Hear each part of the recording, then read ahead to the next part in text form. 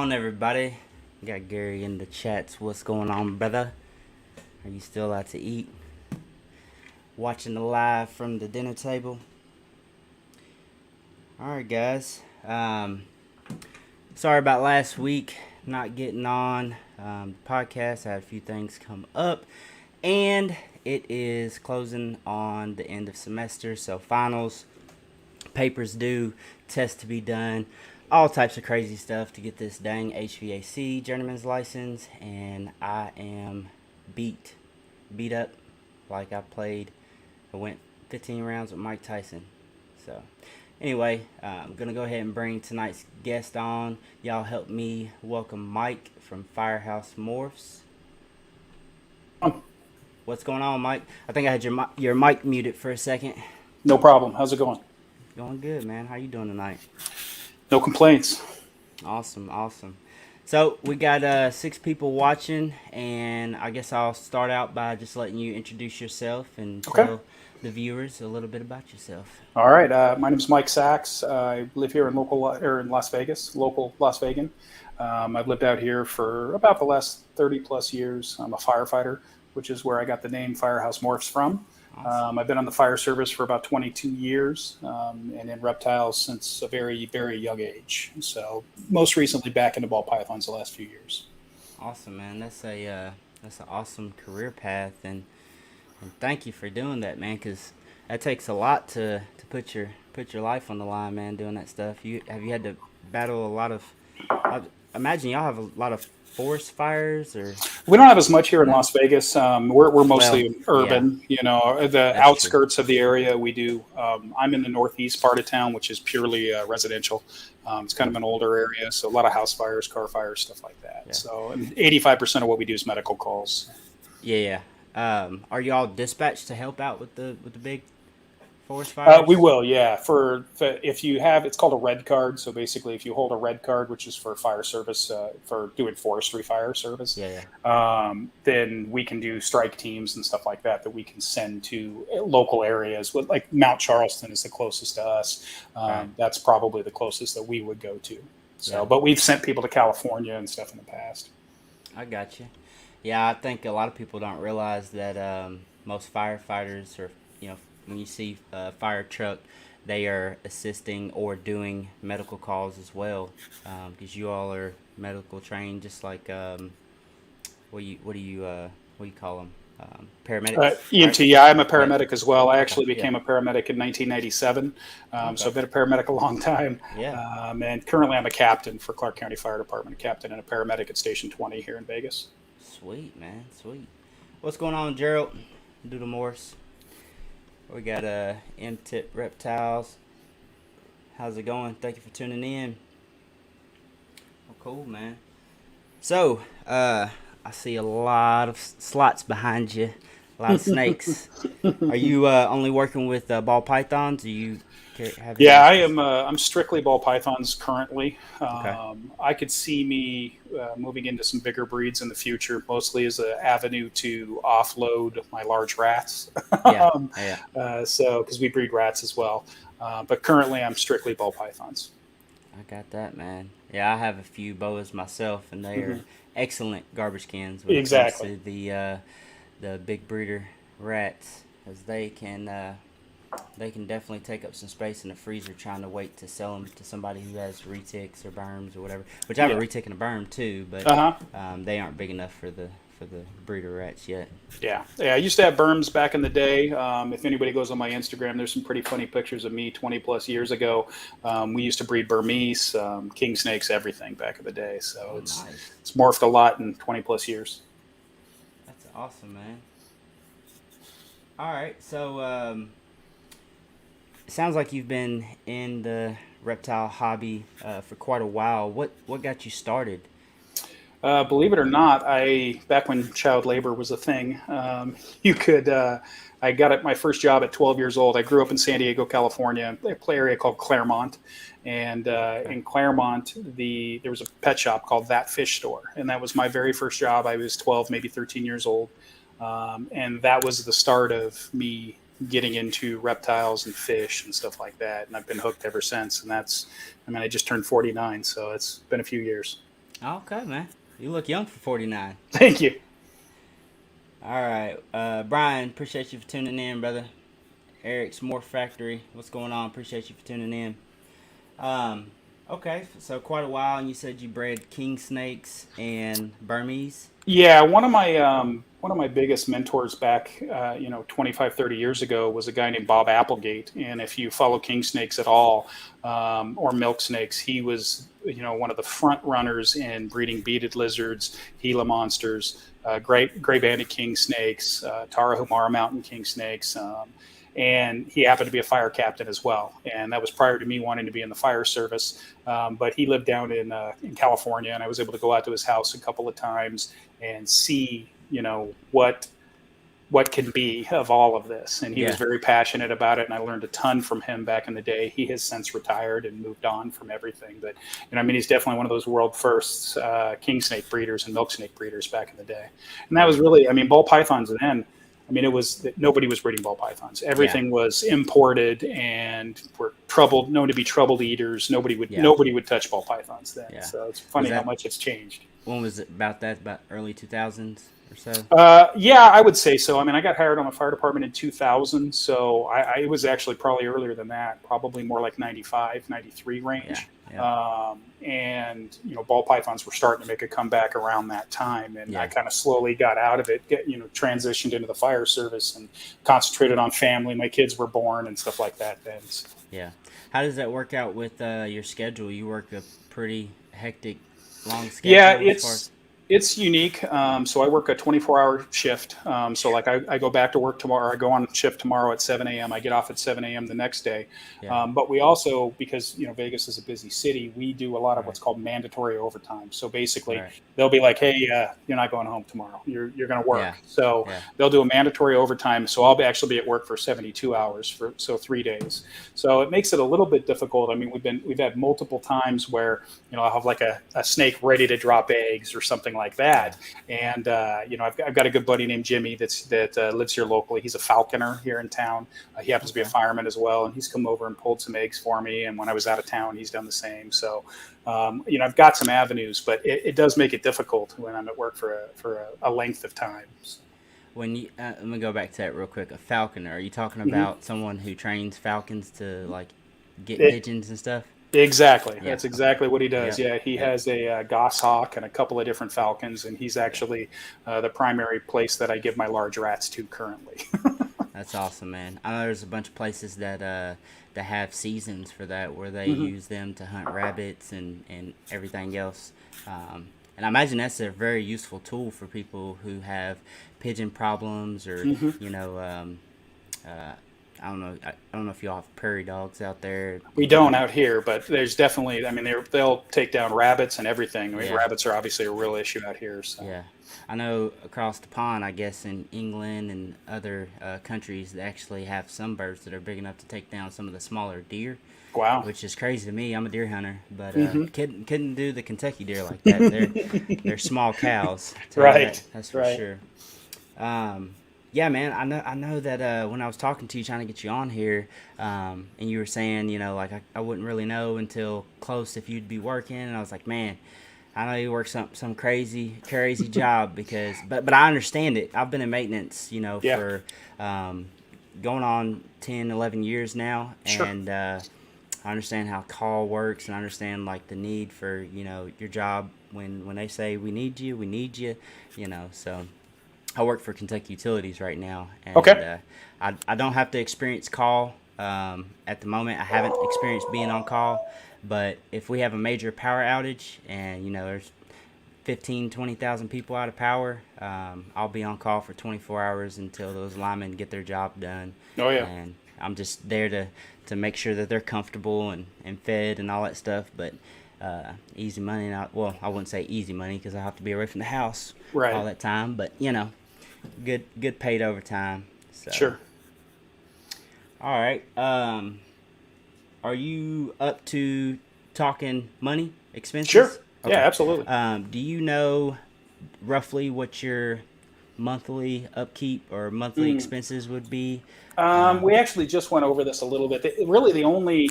Like my power bill has gone up probably about $100 a month. We do like an easy pay plan where you pay the same amount every year or every month. It used to be like $220 and now it's $370. So it's actually gone up about $150 a month. We have a swamp cooler in the garage and an electric heater in the garage for the rats because it gets super cold and it gets super hot out here. Yeah. So, they have kind of a tolerance as well. So, I would say about $150 a month in utilities. Couldn't even guess on water. I mean, I go through, today I went through every single cage, changed out all the waters and everything. And I bet I filled up a 5-gallon bucket 10 times today. But that's minimal regardless. And then the rats, I think we figured that we're spending probably about $150 a month, between $100 to $150 a month on rats. And we have a lot of rats. I mean, we have, I just sold 175 last week. And that's I usually don't sell. Usually I have the right amount. And I've just had a lot of breeding females going on. So, but I would say about 150 a month for rats. So total, probably 300 a month. I would guess. So. And in retrospect, when you look at that, that's not a lot for. I don't know how. I haven't got to the amount of snakes that you have, but I can't imagine that you could go to a facility and rent the place to be able to take care of your animals and buy your rats for that a month. Yeah, there's no way. I know that. What do you say you're weaning out a week when you're breeding your rats? Well, I'm feeding roughly 150 rats a week, I would say, varying sizes. I have hatchlings all the way to large adults. My Volta female is probably my biggest. She's gigantic. She'll actually eat a large rat. So I would guess. Shoot, I couldn't even. I've got enough to where I'm feeding 150 rats a week, and was able to sell 175. So, anywhere from 200 to 300. I would guess. I would guess. I mean, like I actually went through, and we have about 150 breeder female rats currently. At the 150 females. Wow. Yeah, females alone. Now, do you do colony or you rotating? We actually do a little bit of both. So I started out with. I follow a bunch of people online, like we all do in this business. I looked at Gomez Pythons. He had a bunch of great ideas on how to build snake racks or rat racks, excuse me. And took some information from him. I took some information from Fender Footprints. I liked what they have, the Fender family. And we built a couple of racks. And I used Freedom Breeder tubs, which I like Freedom Breeder tubs, but they're expensive and they also crack easy, which sucks. So you got to be careful with them. But I used Freedom Breeder tubs, and when I went out to Kabelka's house, I've been out there a couple times, I saw that that's what he was using, was Freedom Breeder racks and that. So I haven't invested in Freedom Breeder racks. I built my own using Freedom Breeder tubs. I keep one rack is all 2-to-1 females, and I rotate the male out. So I have 4 males in that, and I rotate the male every 2 weeks.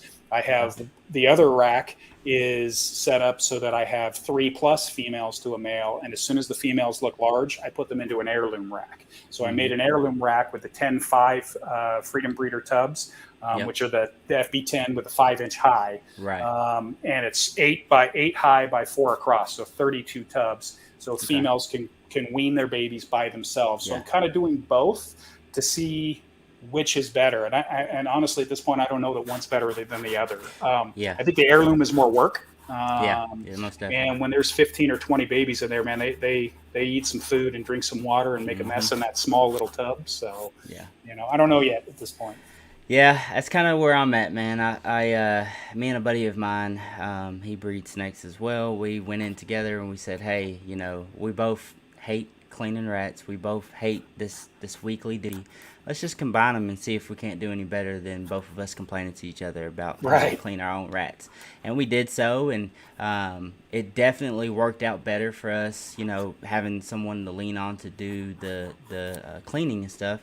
But we also did the same thing as you, went to Freedom Breeder tubs. It's funny you mentioned that they crack easy, because I haven't had one crack yet, but I feel like the ARS tubs are less pliable. I feel like they would crack before a Freedom Breeder tub would. But I don't know. I haven't cracked either one of them yet. But I will say that I feel like I have produced more rats by doing the maternity breeding. I have a colony rack that has one male and 4 to 5 females. And once, every week as we're cleaning, we'll see one that, it's got that light bulb shape to it, kind of looking plump. Put her in the maternity rack with another mom or by herself.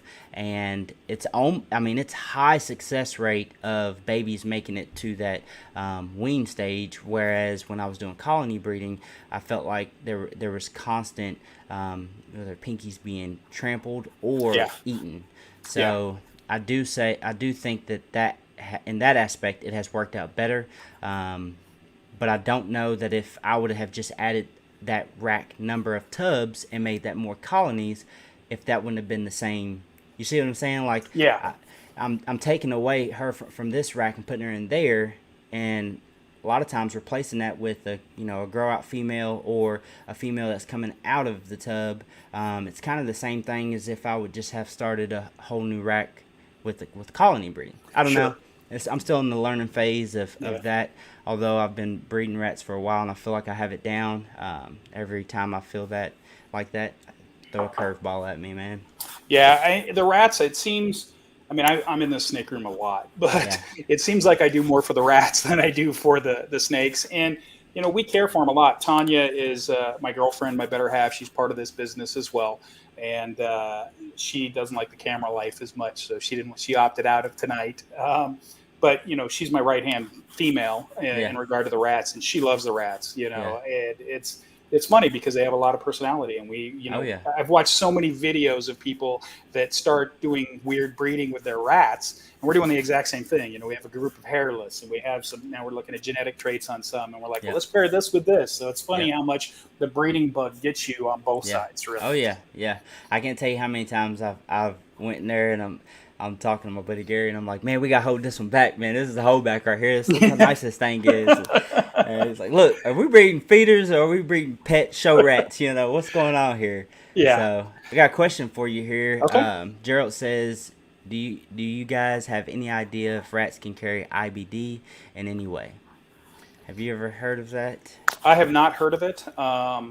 In my experience, I've seen wasting a little bit in a few rats here and there, and it's weird. I mean, the rats just seem to drop dead on randomly for whatever reason, and I don't know why.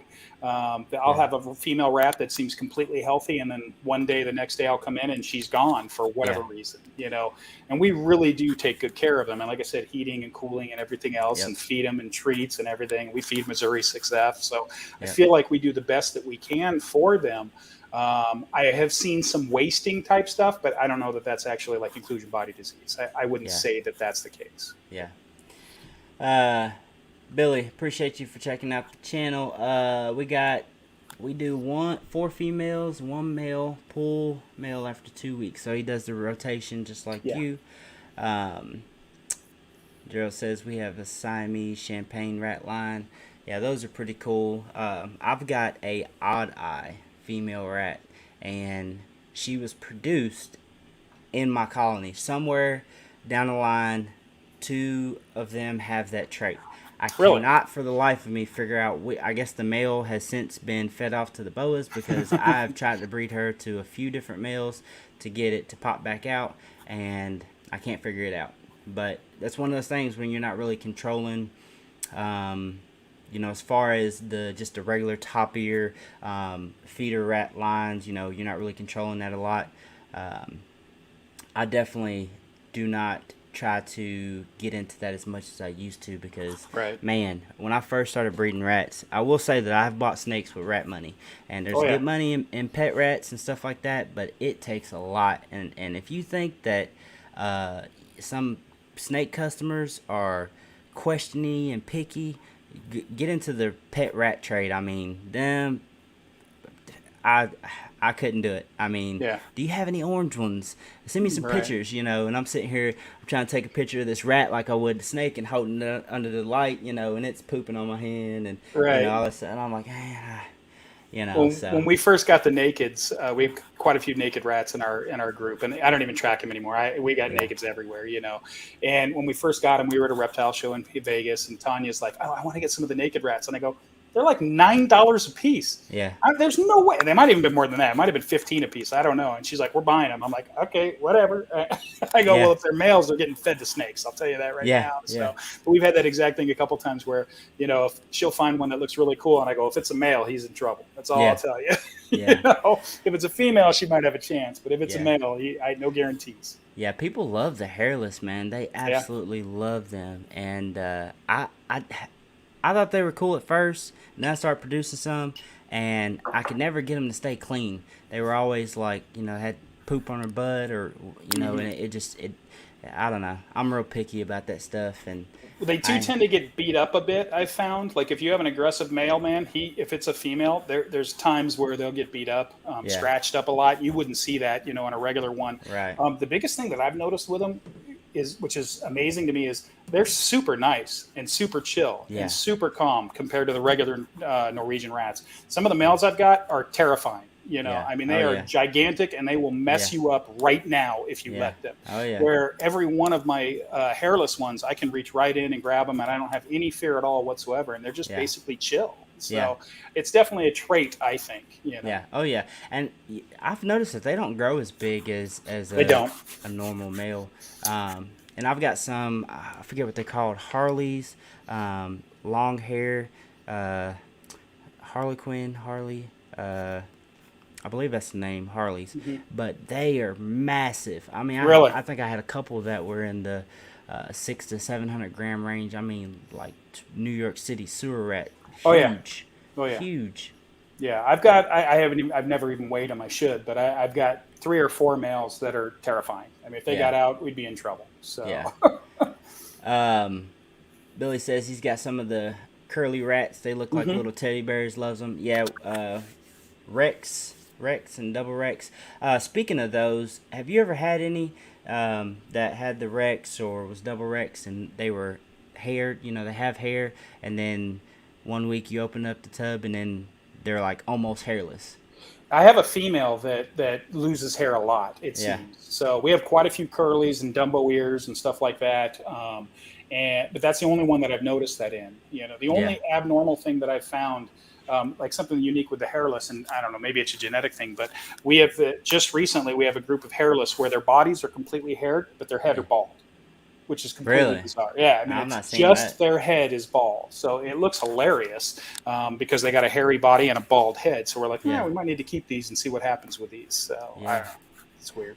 Yeah, that's crazy. I've not seen that one yet. There's a bunch, man. I know quite a few people that breed rats for pet lines, and I have a girl that comes and raids my rats every once in a while, and we'll try to pick out the best ones and stuff.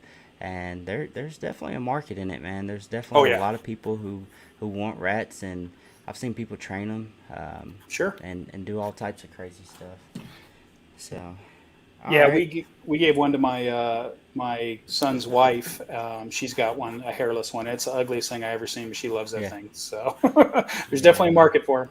Yeah, some of them I'm just like, I have absolutely zero issue feeding you off, especially the ones that just like act just plumb stupid and just want to go off and bite you, and or you try to grab them and they run off. I have no problem feeding them, but then there's some, man, they pull at your heartstrings because they Dumbo, nice pretty pattern, are just tame as can be and act like you have trained them to do any and everything that you want them to do.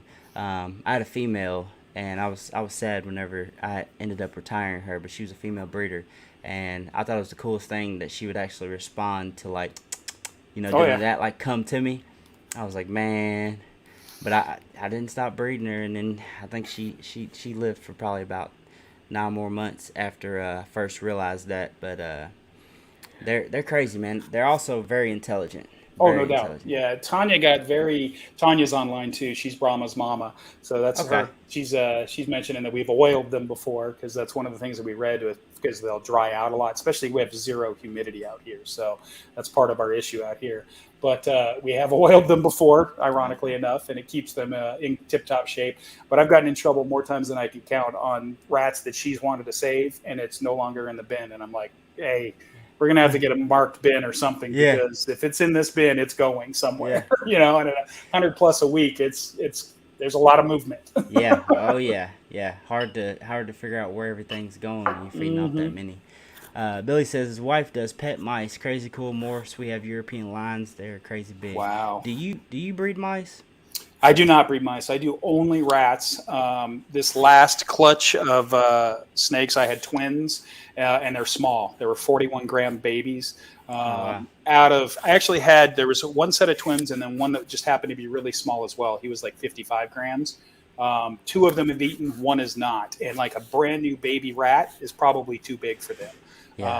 So I don't know that I'm going to breed mice anytime soon. But I'm probably going to have to pick up some pinky mice here soon for those babies. Okay.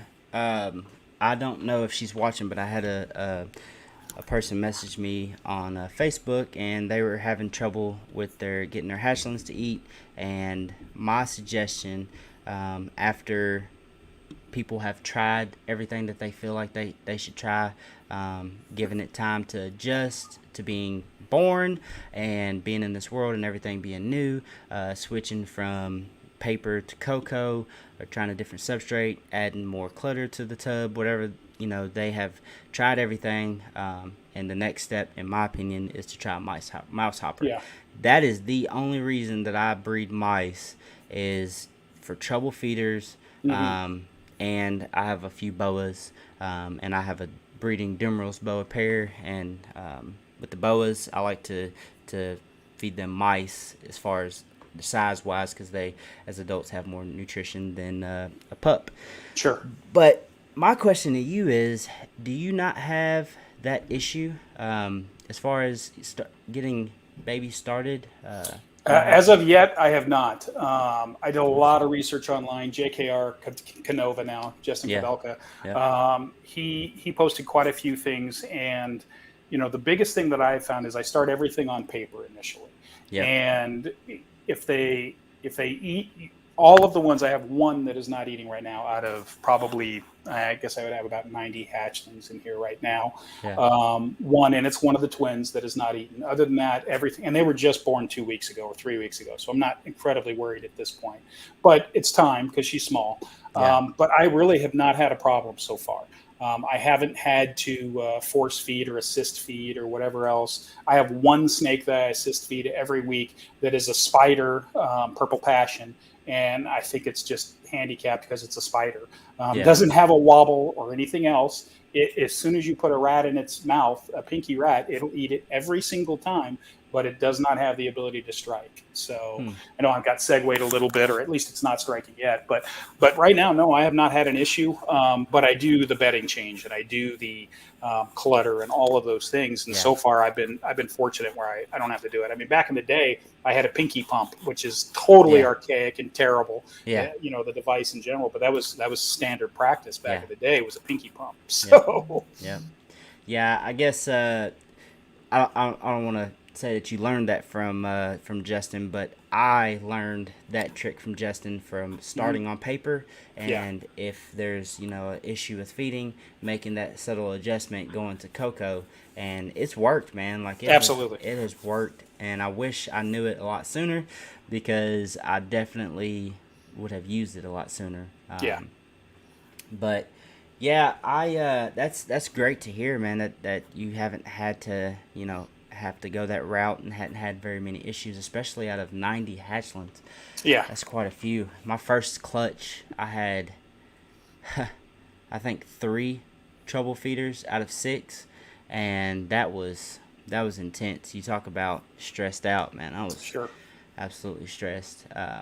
But I think that my method now is a lot better in getting them to adjust. So as far as when your eggs hatch, do you cut, or you just let them crawl out? I cut at 55, 56 days typically. I have cut as early as 52 because I was going out of town, or I knew I was going to be gone for 3 days through the fire department. So I've cut as early as 52, but usually 55, 56 days is when I cut. And I've had no issues whatsoever with it. I let them come out on their own. And then once they're all out, I just leave them in until they shed. And then once they shed, I separate them all. Okay. See, and that's where I felt like I was rushing it. I felt like I was making too quick of adjustments, and that was the issue. But you know, man, there's so many different ways to do this stuff, and I feel like I tell people all the time, like there's not necessarily a right or wrong way to do it. There's definitely unnecessary things that you have been told or that you may do, like moving the feed, or you know, whatever you may have it. But if it works, it works. And I found, I actually watched a video that Justin did with Miguel Garcia, and they talked, they were at AP, and they talked about keeping them all together after they shed in a tub similar to the 11 quart Reptile Basics has. And I think Miguel does this often with his clutches, and he'll keep them, and I think he moves them from the incubator, probably because of space, how many clutches he does, but from the incubator before they shed, and puts them on cocoa and lets them shed in that tub together, and then keeps them in there. But that first clutch I was telling you about, where there were such problem eaters, man, I went on a mission. I'm like, this is not going to happen again. What did I do wrong? And I picked it apart, and I narrowed it down to thinking that it was me separating them into their own tubs on the day that they shed out, the last one shed out.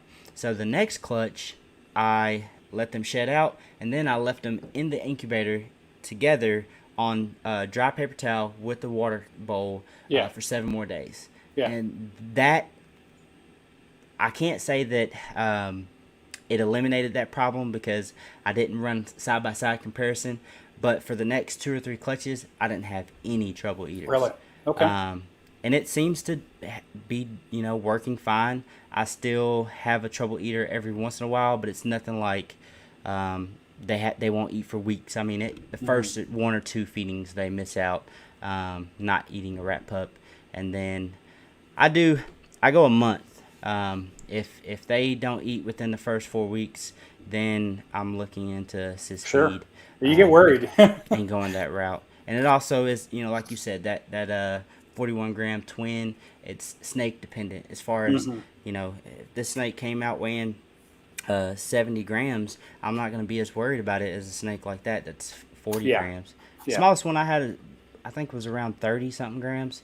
And I think it was teeny. Small. I can imagine. Well, I think with back to cutting, especially when you're early on, I mean, you're dying to see your first set of babies. You're dying to get into it. And I've been the first few years I was that way for sure.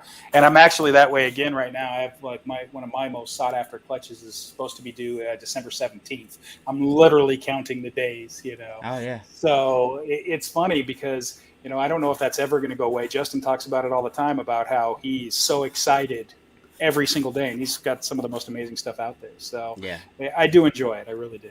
Yeah, I hope it doesn't, man. That the feeling is like, it is amazing. Amazing. Tanya said we had an adult that refused to eat until we moved him in a much smaller habitat. Yeah, so I have a super special male that's an adult breeder size. He was about 1,100 grams. He refused to eat for 7 months. And oh, wow. He was in a breeding rotation. I took him out after a few months of not eating. I actually won him on a raffle on one of those you buy like $10 spot or something like that. I won him on that, and maybe I won him because he was a problem eater. I don't know. But he ate a few meals, and then I bred him with a Mojave female that I have, and then he just went off food. And then I actually watched Baker from Blue Line Morphs. I don't know if you've seen him, but he talked about putting him in an abnormally small tub. And I had tried everything. I mean, I had tried. He was in a 50-40 tub in the ARS rack. I moved him to a smaller big tub in my Reptile Basics, and then I put him in a tiny. He was down to about 850 grams, so he was down significantly to where I was worried. Into a smaller, like basically an FB10 tub, and he started eating. and he ate 20 meals in a row probably. So I got him back up to 1,200 grams and started breeding him again, and now he's off food again. So he hasn't eaten in a month and a half. So I don't know, maybe I moved him back into a little bit bigger tub up here. So actually that second one down is him right there. So yeah, I heard let's see, he's out your way, Antoine with High Desert Pythons. He put a little tip out there that I think that I'm gonna take up with my troubled males, the ones that I know will go off food every year after breeding. After they pair up, every time you put them back in their tub, give them a treat, a small, super small weaned or a pup, and you give him one. And he says that it's keeping his males on feed. So I think I'm gonna try that out this year, or I have been trying that out this year. One of my males, he's super notorious for going off food. I have a similar story. I have a Orange Dream Fire pastel male, and he wouldn't eat for about 4 months. And I moved him down from, he was in the 55 series tub. I moved him down to the 23 quart Reptile Basics. Didn't eat. I think he stayed there for a couple weeks. Moved him down to the 11 quart Reptile Basics. Didn't eat. And he stayed there for about 4 weeks. And then I moved him to a 6 quart hatchling tub. Yeah. And at that point, I mean, we're going on 6-7 months, Yeah. And he ate. I fed him pups for about 4 weeks, and then worked my way the opposite way. And he stopped eating when we got back up to the 23 quart, so I moved him back down to the 11, and he's been finding it. I think he's around like 700 or 800 grams. People tell me that they keep in the 11 quarts up to like almost 1,000 grams. To me, that seems huge. You know, I mean, I've got a couple that are pretty good size, and I mean that seems like a lot, but I don't know. If they keep eating and they got enough space. I would say again, man, whatever works. It's one of those things where it's like, I mean, you're gonna have those people that are like, that is way too small, and absolutely, this and that, but they're pooping, they're eating, they're shedding, they're happy. Leave them alone. Agreed. So, Ian, appreciate you for stopping in, brother. Let's see here. Billy says, I've had that same problem and moved Snake back to small tub, and it gets back on food. Yeah. Fortunately for me, that Super Special is the only one that has been a feeding problem. Everything else, I've got a Pastavi Het Monsoon male that eats like a horse. I've got a Batman male that eats like a horse, and those are two of my primary breeders. And he's the only one, the Super Special is the only one that I've had an issue with. So, wow. Got to have those special ones that exactly that show you what ball pythons are all about. I tell people all the time, you can't generalize these snakes. They are definitely individuals, and a lot of times you will find that your snake is different than others, and you may get lucky and have that one, like my first ball python that I kept in a 55-gallon tank. I can't even. I think I did because my wife really didn't like snakes, but I'm pretty sure I had a screen top on it and I had a red light on all the time. Aspen bedding. He never had a bad shed, never missed a meal. I mean, theoretically, this snake shouldn't have lived like more than 2 months. I don't know how this was even possible, but he was living his best life in the most not proper way to keep him. Right. It worked though, man. All right. Billy says, if your male goes off food, do you still put them in the breeding rotation? I don't if they go off food for more than a month. If I feed my males typically every 2 weeks. So I will breed them with a female. I usually breed them for 3 days with a female, which works out well for my schedule because I'm gone for that amount of time. So I'll usually put them in for 3 days, or if I see them lock for a decent amount of time and disconnect, I'll take the male out. But I usually feed my males every 2 weeks. If they refuse food 2 times in a row, then I'll stop breeding them and keep feeding them. Same here. I do the exact same thing. 3 days unless I see a lock. A lot of times, those studs. You Mm-hmm. you got those studs. You put them in there, and you be like, "I'll be back in an hour," and he's gonna have her locked up. Right. And then you can take them out typically in 24 to 48 hours unless they're trying to show off and they get locked up. You ever have them ones that are like locked up 3-4 days? Yeah, I have a pied. Actually, it's a pied that I got from Kabelka. That's he's a blackhead pied het lavender het clown, and he's crazy. He'll be locked up for like 2-3 days. Blackhead so I don't know what he's pied het lavender het Yeah. clown. 100% double het. Yes. Oh man. Yeah, it's a good snake. That's a powerhouse right there, boy. Yeah, That it's is a good the snake. powerhouse. Okay. So you mentioned that you kept king snakes, berms. Was retics in that? Yeah, I had retics. So I had king snakes, milk snakes, sand boas. I did a lot of sand boas. I did a lot of Rosie Boas. Back then, and here I was in Vegas at the time too, in California and Vegas. But you used to be able to keep Rosie Boas, and then they became an indigenous animal, which some phases are, but most are not. So you can't technically keep Rosies, or at least many of the phases of Rosies in Vegas anymore. But yeah, mostly boa type based, other than king snakes and milk snakes. Okay. Well, what would you say your favorite snake or reptile is to keep or has been? Hands down, Rosie Boas. I've always thought, I've never, ever even been struck at by a Rosie Boa. They've never even thought about biting you one time. So for me, hands down, I think Rosie Boas, the different localities are absolutely incredibly beautiful. So I've always really, really liked Rosies. I like sand boas as well, but sand boas hide all the time, which is a drag. So, but for me, I think Rosie Boas were probably one of my favorite from back in the day. Okay. What would you say that they're most likely compared to as far as other colubrids or boa species? Rosies, hey, it's hard to say because you don't get a lot of the morphs other than like albino and axanthic and hypomelanistic and things like that. You don't get so much variation, and maybe you do. I've been out of the Rosie Boa game for quite a while now, but you don't. It doesn't seem like you see the thousands of different morphs as you do in ball pythons. And same thing with king snakes and milk snakes. They seem like you get so much more variability where Rosies you don't, and maybe it's because it's a lot smaller population of people breeding them. I don't know, but I would say that they're probably real similar to the sand boa group. I would say, and they're super easy to breed. That you put them together and they have live babies. It's about as easy as you could get. You know? So that's awesome. And you said they're great temperament. Oh yeah. I've never. You can pick up a Rosie Boa that you find in the wild and it will not strike you. That's how they are. Their temperament is just as nice as can be. Them and rubber boas are the same thing. So rubber boas, I've never heard that one. Yeah, rubber boas are. It's kind of in that same classification. It's just a gray boa that looks kind of like rubber. So yeah, look them up. Rubber boas. They're pretty popular. Boas. I have to check that out. Is this Aiden Sachs? That's my son. That's my son up in Pops. He's up in Tahoe. He's an aspiring firefighter. Just got out of the Navy. He's doing his thing, Aiden. Yep. And thank you for your service. Just getting out of the Navy. That's awesome. Billy says it's Idaho snake. Is that the rubber boas? I don't know. I'm not familiar with that one. Okay. I don't know. Where are the Rosie boas? Where are they?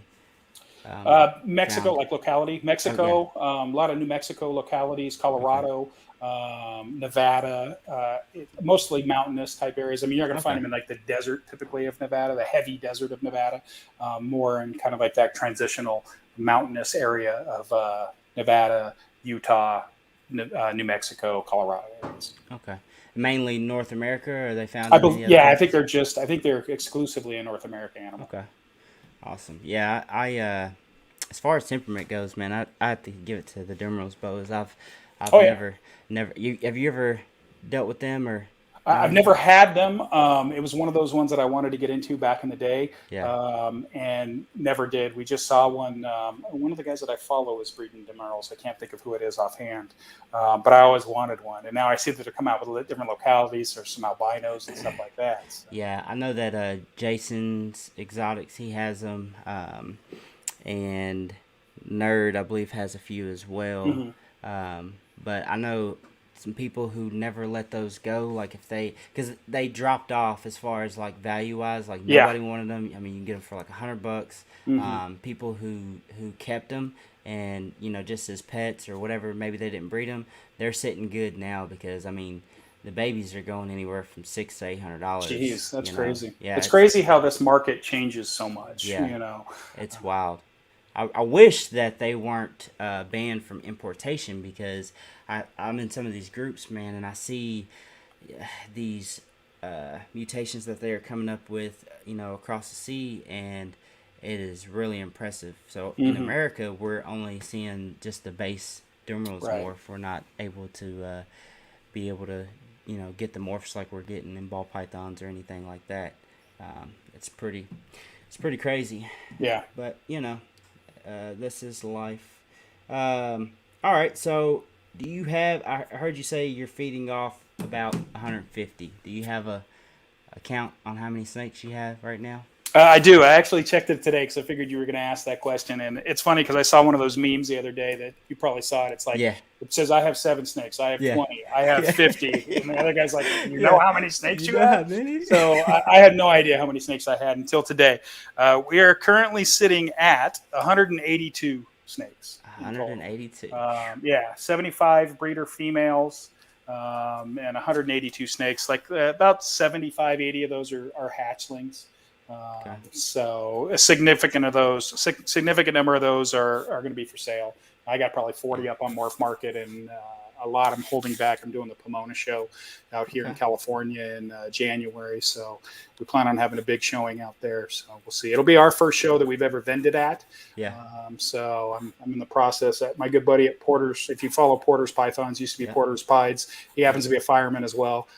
He has helped me a ton on hookup for like banners and stuff like that. And I ordered cases like 3 months ago. Hopefully I get them someday. Displays. Yeah. I ordered displays. I ordered them from Dreamco Plastics. Yeah. So they, I reached out to ARS first.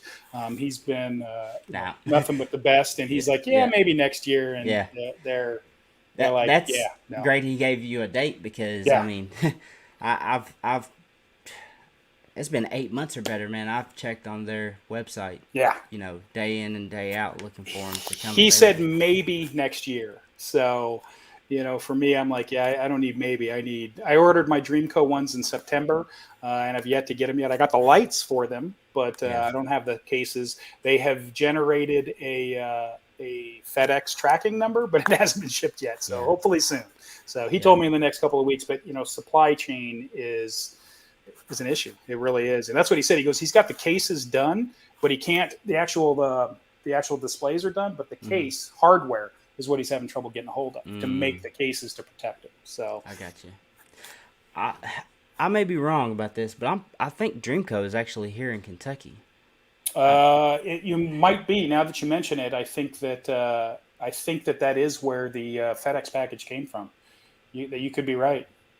Because I actually looked into them to displays, and also you may be able to see it right there. I have a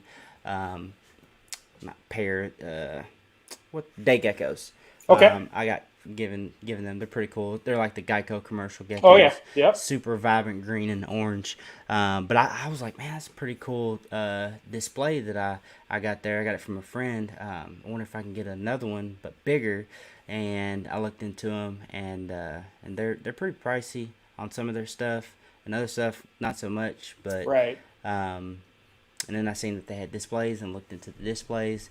And then like I said, that ran me into. I'm pretty sure I seen that they were in Kentucky. And when somebody's in Kentucky, might be right.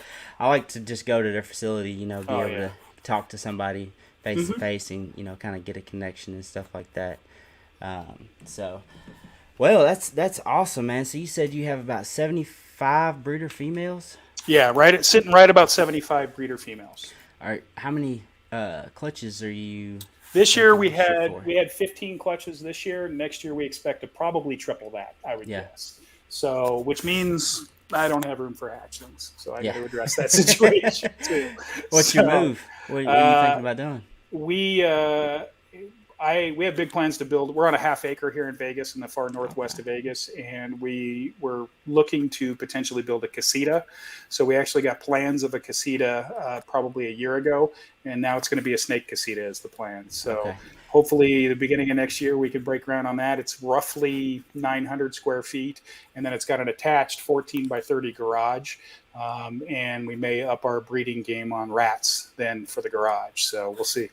So you're gonna have to explain what's a casita. So a casita is just basically like a offsite house. So like it was technically going to be a 1-bedroom house that has a kitchen, like a mother-in-law's quarters or whatever you want to call it. But it has a attached garage and everything else, and we have the land and ability to put it here. So I think that's what our play is going to be. Because right now I'm about maxed out in this room.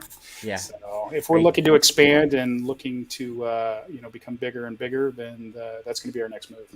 You just in a spare bedroom right now? Yeah, I'm basically in like a 13 by 13 bedroom packed to the gills. So, I got you. I appreciate you for subscribing, Aiden. Billy says that he's in Elko Mike, just north of you. I have to come say hi next time. Anytime. Absolutely. Absolutely. Come on by. Yeah. All right. Let's see here. So, you're on Facebook? Yes, sir. Okay. Are you in any of these ball python groups? Like World of Ball Pythons. Yeah. I'm in Sunset Ball Python Breeders. I'm in the Monsoon Ball Python Breeders. I have both of those morphs. Those are kind of the biggest ones that I'm in. Other than that, that's probably the extent of it. I'm on a lot of local Las Vegas. There's like Las Vegas Reptile Enthusiast and Las Vegas Reptile Breeders. There's a bunch of, I would say 6 or 8 that are local Vegas ones. Okay. Well, then you should have definitely seen some of what I'm going to ask you. As far as common issues, husbandry, keeping, breeding, stuff like that, what are some of those issues that you see, whether it be people ask you about or you see posted in those groups that you think they could do better or do differently or help them out? I mean, the thing you see all the time is, ball pythons, they live in the ground. They like tight spaces. They like dark spaces. Mm-hmm. And you see all the time somebody's like, I bought my baby ball python and I'm in a 20-gallon aquarium with one bark hide, and it's a shame because Petco, you can go buy 10 ball pythons right now at PetSmart or Petco right down the street, and they don't really help people with the husbandry side of it. And that snake can really thrive in that aquarium. I mean, he shouldn't be in that if he's a hatchling. Right. But, if you set that up right with a lot of foliage and things like that, I think we're really missing the gap in regard to that. It's a shame that people are set up for failure, and then they wonder why their snake doesn't eat, and then they wonder why it eventually dies, and then they're mad at Petco, and then they're mad at snakes in general, and it's just kind of a trickle-down effect, unfortunately. The funniest thing about those places is that they make you sign an adoption paper to buy a rat. Right. But they give you the most ridiculous care guide for a ball python, or not even just ball pythons, the other snakes that they sell as well. I mean, I've looked at a lot of those care guides, and they're somewhat sustainable as far as keeping it, halfway alive, but they're off, man. They're off. No doubt. No doubt. And it's ridiculous. Like, for someone to have to go in there and say, and they try to trick you too. Mm-hmm. What are you feeding? Right. What are you feeding today? Oh yeah, my boa. No, we cannot sell this to you, sir. Mm-hmm. But yet they'll give you a snake and then say, yeah. So you just want to get you one of these 55 gallons over here. They're on sale for $350. Yep.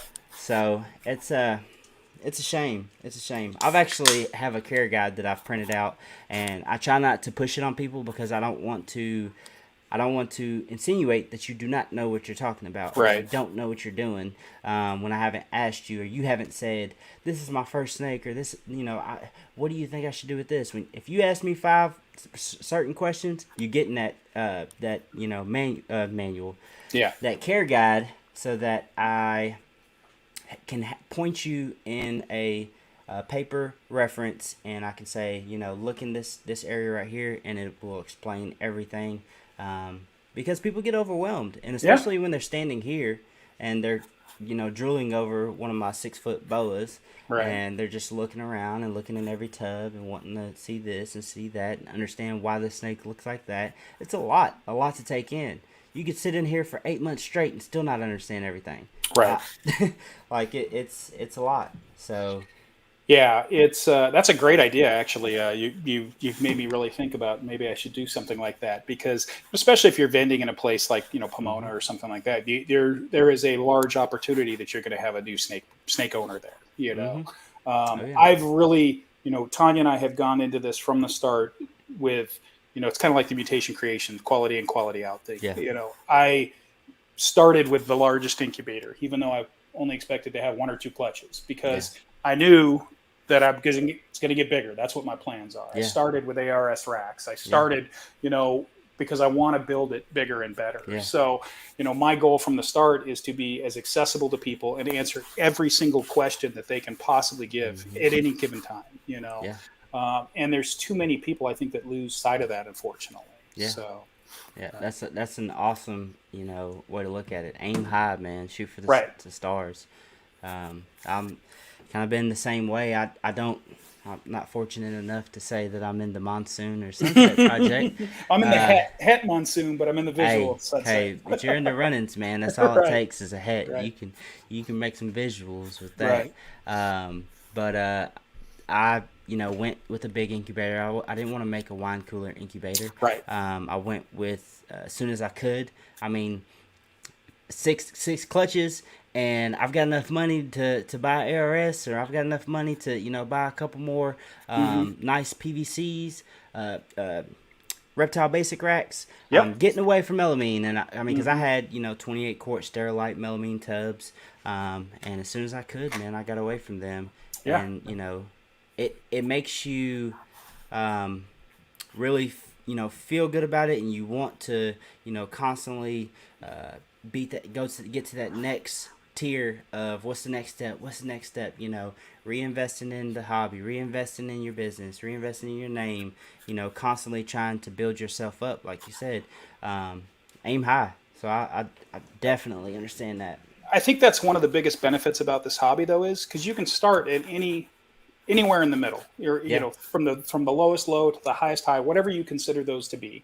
I'm never going to be Justin Kabelka, but that's my aspiration, and it's like I mentioned my Instagram, the pictures that I have in there from 25 years ago. There's a picture of my brother and I making racks in his apartment in California, down at the beach in California, and we're literally routing racks in his kitchen in his apartment, and that was the start of all this. And that's way before ARS and Freedom Breeder and all that stuff. Is we all made our own racks. We all made melamine or plywood and routed it out for heat tape or heat cord or whatever, and there's nothing wrong with that whatsoever, as long as you're taking care of the animals, as far as I'm concerned. So. Yeah,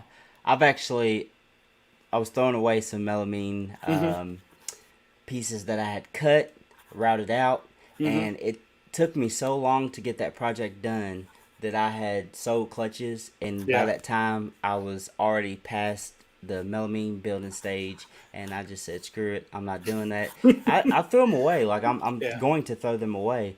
But it's funny, you mentioned that you'll never be Justin Kabelka. One thing, I was talking to somebody the other day, and they had talked about I'll never get to Ozzy Boyd's level.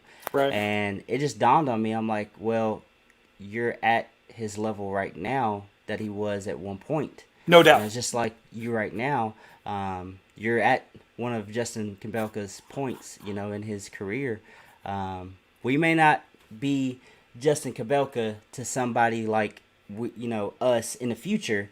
Sure. Granted, but we are doing what he did at one point, and luckily hopefully we'll have some luck and make a couple right turns like he did and be very successful as far as what odds we have and what snakes we're able to produce and make, and have an amazing collection. I haven't been to his facility. You got to. But I'm definitely going to. I bought a snake from him, and somebody was telling me that anybody who buys a snake from him He's open to do a tour or something like Yeah. that. I didn't get that memo, but I need to make it down there. He's not too Yeah, far I've been from me. fortunate enough to get to his place twice, and the first time I met with Chase, Justin wasn't there, and the second time he was there, and it's breathtaking. I mean, Yeah. you're kind of like a kid in a candy store, and he's like, "Well, what do you want to know?" And I'm like, "I don't even know where to start." I literally made a list the second time because there's so much, Yeah. and Yeah. from simple stuff of asking, what do you do with problem feeders, or what do you do with all Yeah. this, So he's just an open book, and he's super nice, and and I think that that's important, Oh yeah. but you also have to recognize, and for me, I worry about security and things like that, because if Yeah. people know what you've got, there's always bad people out there. Oh yeah. So his facility is amazing. If you get an opportunity, you should go. Absolutely. Yeah. So, Yeah. I thought about that too the first time I seen his new facility, mhm. and the gate, big metal Yep. gate, and I'm assuming he's on some property, and Yeah, he's on 26 acres out there. I'm like, I'm super like, the world may hit the fan one day, and babe, here's the go bag. There's Yep. 300 rounds of ammo, 9mm in there. There's this, that's me, and I like to see the best in people, but I also, know, like you said, if somebody knows what you have, Yeah. they may come for it.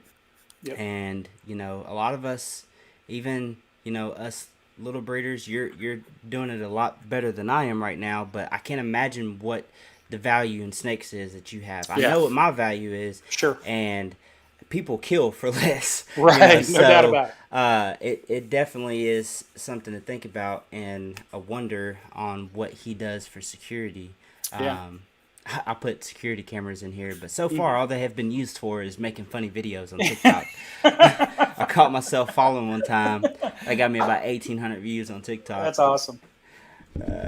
I laugh at myself all the time when I'm making TikTok videos in here and I mess up, or YouTube videos and I mess up, and I'll look up at the camera because I always think my wife's watching. I look up at the camera and I'm like, "You better not be watching me," That's and funny.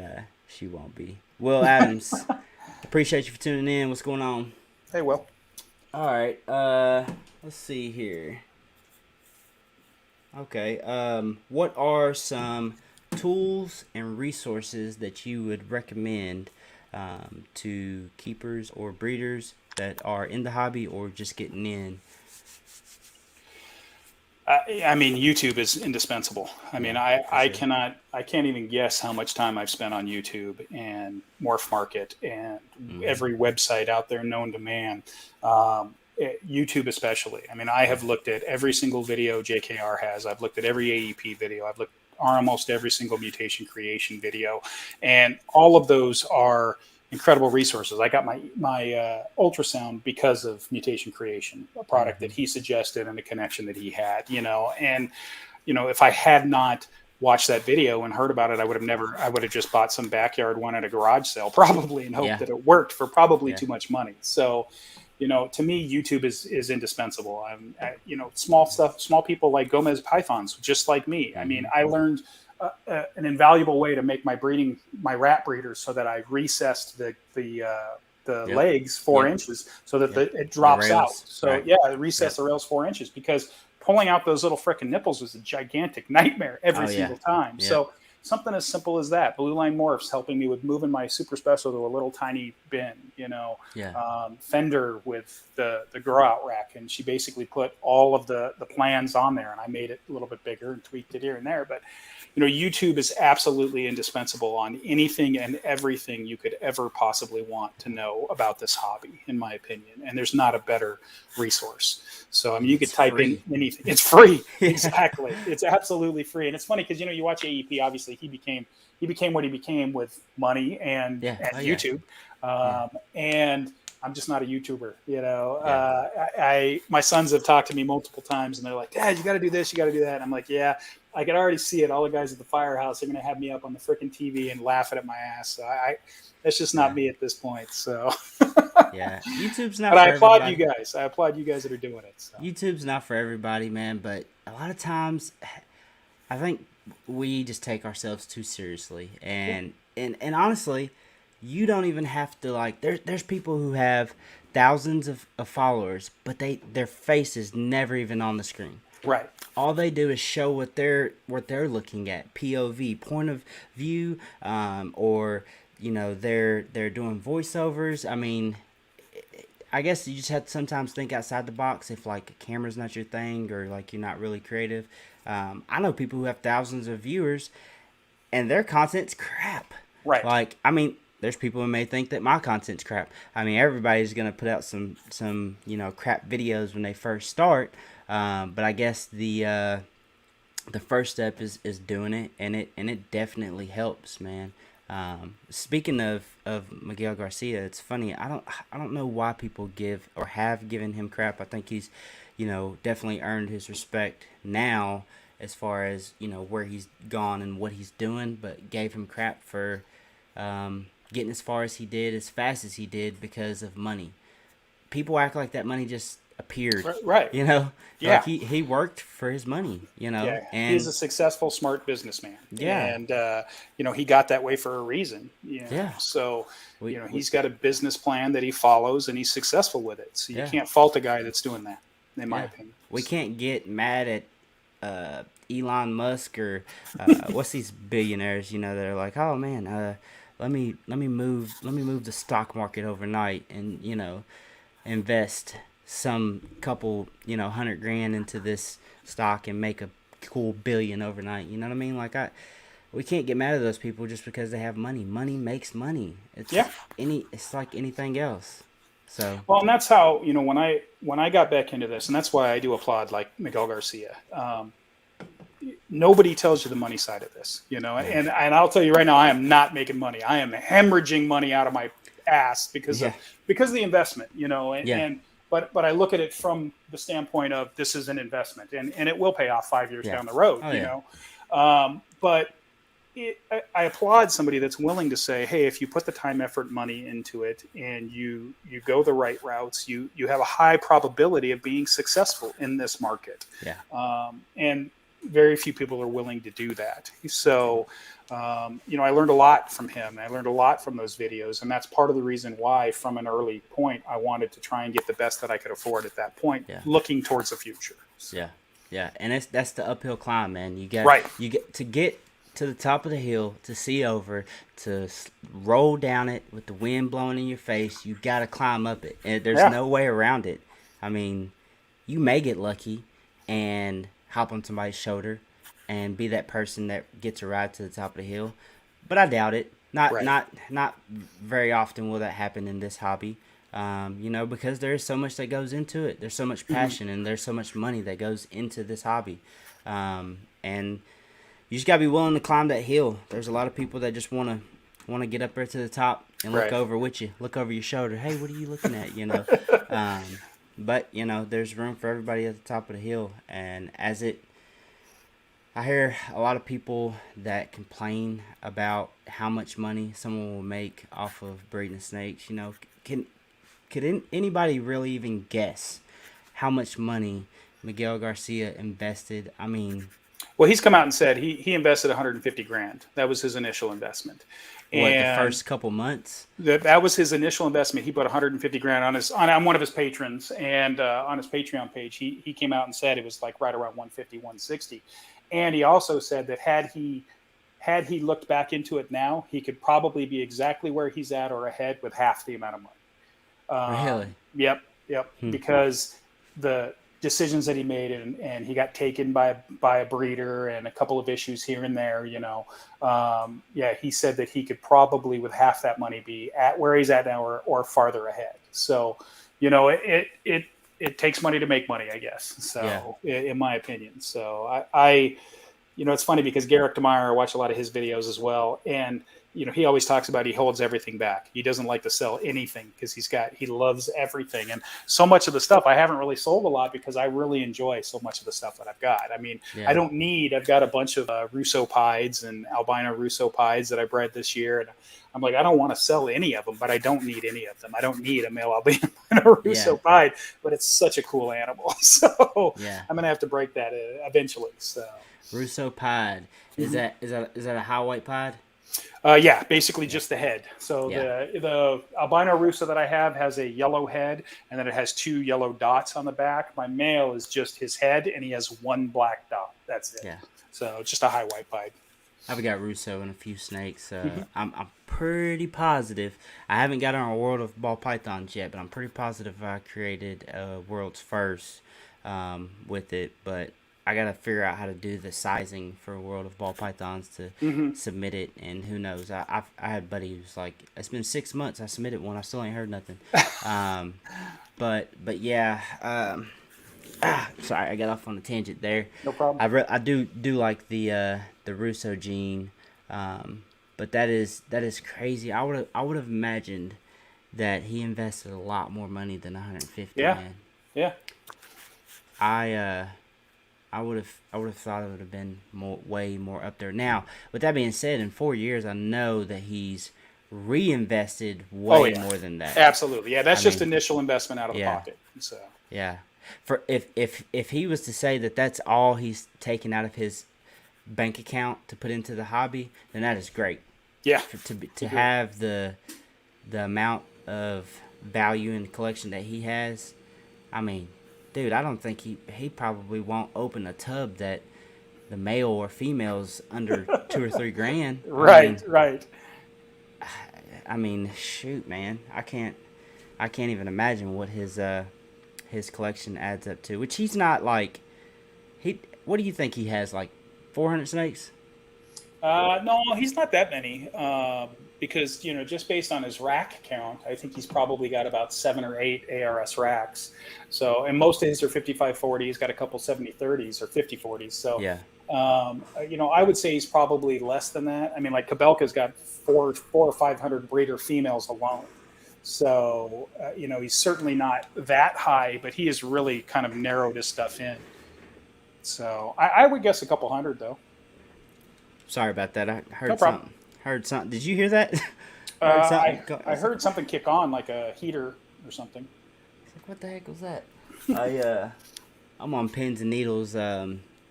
Before I get onto my dermals, I was going to have brain fart. I was going to tell you. I think, does Derek Demeyer follow you, Royal Constrictor Designs?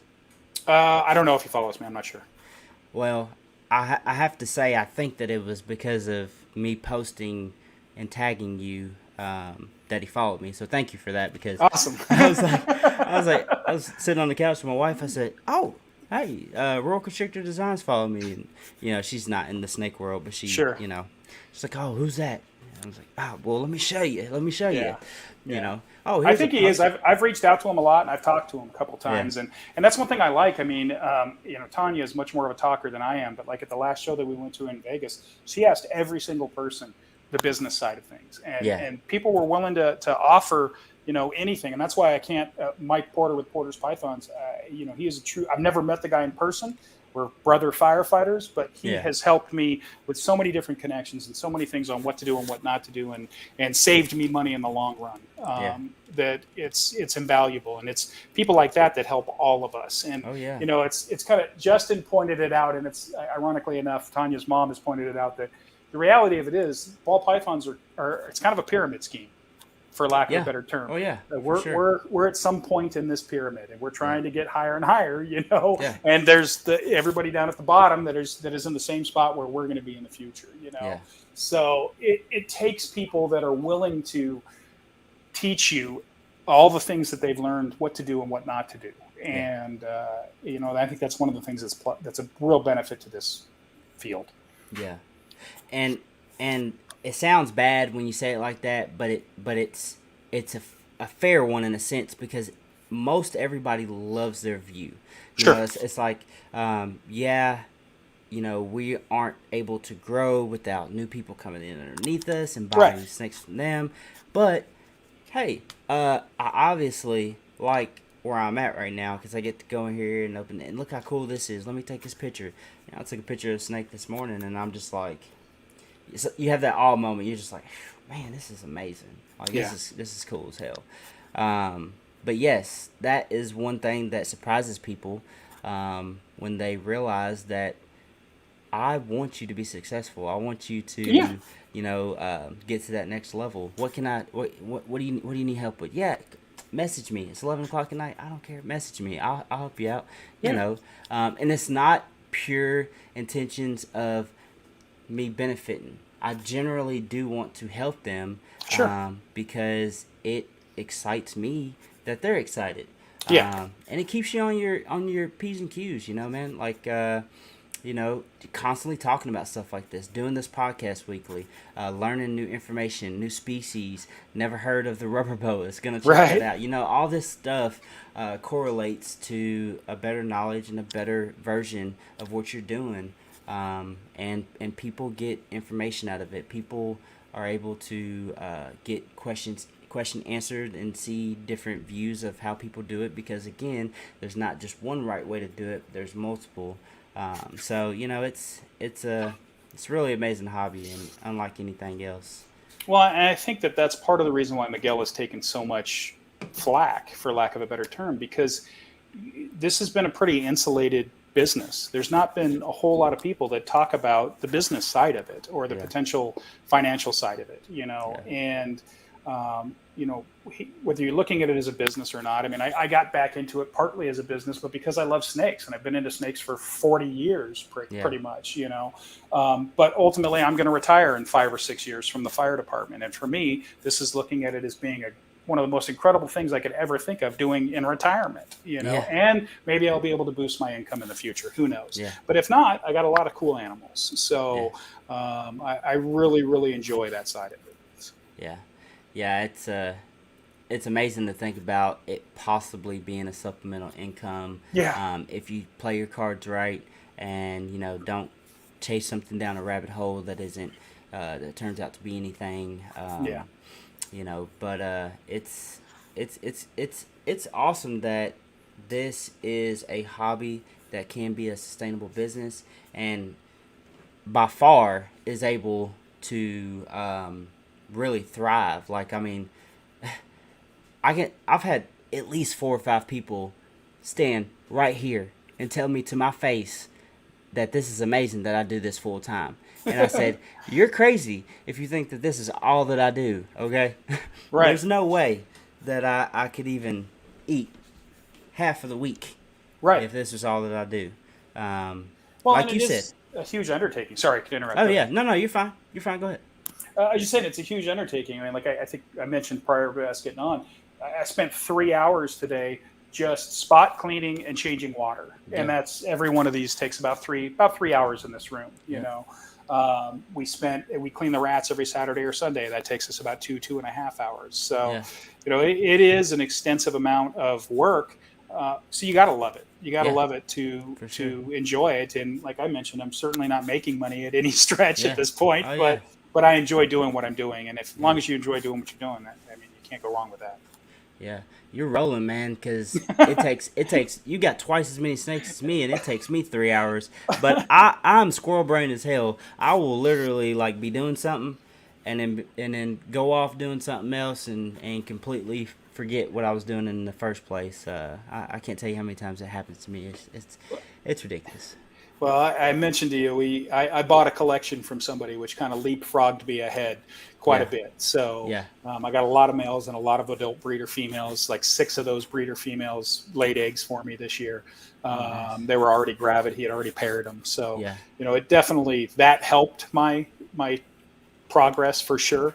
But it also kind of hamstringed me because I went from having tons of open space to absolutely zero space. I currently have 1 space right here. And as I mentioned to you, I'm going to go buy a snake mower down here tonight, a VPI Xanthic Spider. So that'll fill up my last open spot other than some hatchling spots. So we'll see. That's awesome, man. Patrick, appreciate you for tuning in. Let's see. He was talking about when we're talking about YouTube and information. He said that we live in a time where it's unlimited, one of unlimited information. No doubt. My dyslexia is cutting up. Now, back to what I was saying about my Demeyer boas, and you said that you bred Burmese, so you've been around the bigger snakes as far as breeding wise. Man, I was little rattled right before we came on. Not right before we came on, but shortly before we came on. I didn't know if I was even going to be able to snap out of it because I've never experienced anything like this. But my male actually attacked my female, and so I heard it again. I don't know. It's super quiet in here, so I heard it, and it was getting me. But he had her by the face, man. Really? And she is significantly larger than him. She's around 6 foot, and he's a little over 4. But I was in here, and I have to do some cleaning in here, some tubs and stuff. And I was actually I got a new deep freeze, and I was moving the deep freeze over, and I heard wham. And I looked over, and they're wrapping each other up. And I'm like, what the heck? I was like, this is some freaky stuff. Like, what are y'all doing? Because they've been paired together for a few weeks. Multiple locks. They paired last year. There's no compatibility issue. Sure. And I'd never experienced that before. And at first, I didn't know what to do. I was kind of stunned. I was like, okay, this is freaky. Whatever y'all are into. And then I noticed, I'm like, bro, you were like chomped onto her head because I couldn't see their face at first. I thought they were just like coiled around each other, or maybe she was like, "Hey, not tonight," and kind of she does a body slap, she's bucking them like the Burns do, and he's latched onto her face, and then I straight panic mode, and I opened up the enclosure and pulled the entangled mess of Boas out there on the floor, and I'm just kind of freaking out, trying to get them loose from each other. And Demeral's Boas, I don't want to say this wrong, but from what I understand, pound for pound, they are stronger than Burms and Retics. And you can feel it. She is strong as hell, and I'm pretty sure this is bones popping.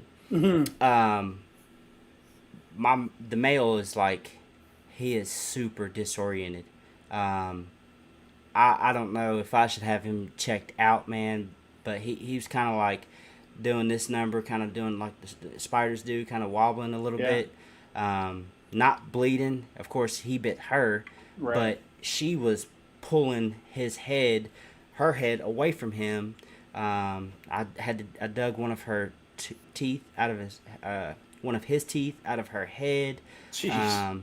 That was insane, man. Did you ever experience anything like that? Burmese for sure. Yeah, no doubt about it. Burmese are psycho, in my opinion, and Retics are kind of the same way.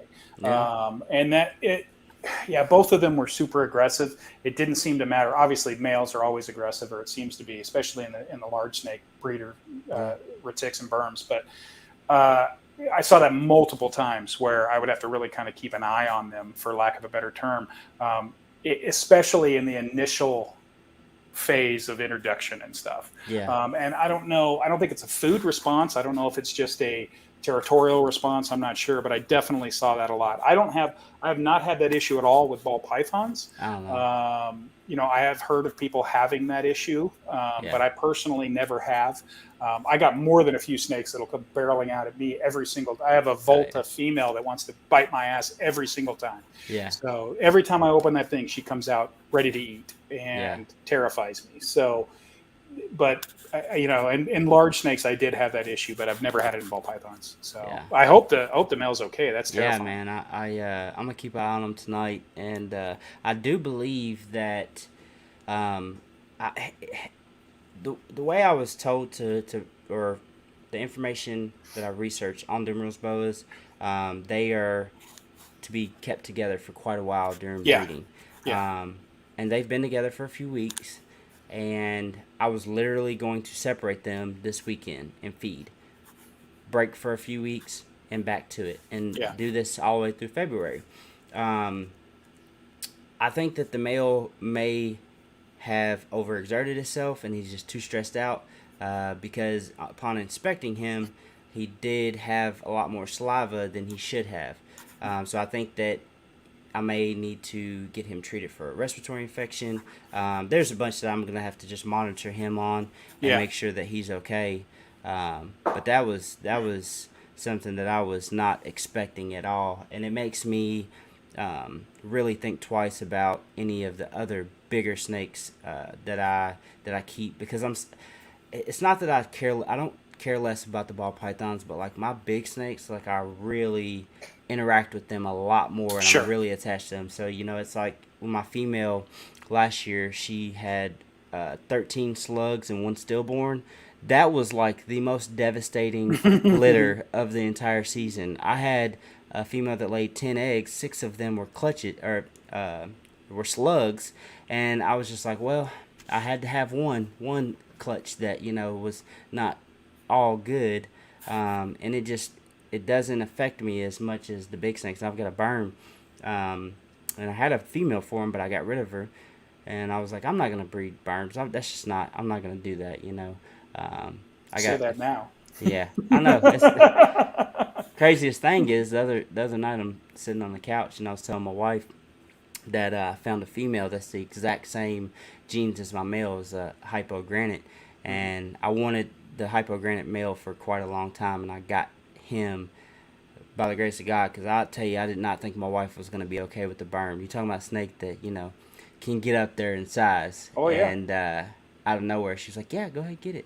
And the other night, we're sitting there talking, and I was like, "Hey, look at this. It's just like Thanos. It's my berm." And she's like, "Oh yeah, well, how much?"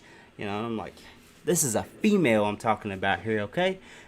15, 16, 18, a foot, huge." Oh yeah. But she's super supportive, so that's good. Yeah, I hopefully Tanya's not listening, but I wouldn't mind getting into some bigger snakes in the future. Initially to take care of the large rats more than anything. Oh, yeah. But I've always loved retics. I can't get enough of their eyes. Yeah. I follow Reach Out Reptiles, and I'm really interested in like the super dwarf style retic and stuff like that, and maybe a little better manageable size of retic. Yeah. But yeah, every time I go to a show and I see retics, I'm like, God, man, I can't get enough of those eyes. And they almost never have feeding problems and stuff like that. So, no. But we'll see. I definitely don't have room now. Yeah, they're captivating. I get that, man, because every time I walk in here, I look at this and I'm like, I could have an ARS right there. That's like 40 more snakes right there, breeders. Yep. But it's my happy medium, because I know that this time of year, all the way through early spring, I'm not going to be able to pull my bigger ball pythons out and walk around the house around my neck and do all this, because I don't want to mess up breeding. And that's why I have those. When somebody comes in here, or me wanting to get a snake out, I can get the berm out or the retic or any of the boas, and there's no issue. They're not breeding, so I don't have issues with them being able to handle them. So, Nate, appreciate you for tuning in. All right, man. That's pretty much everything that I have as far as question wise. Did you have anything else that you wanted to add?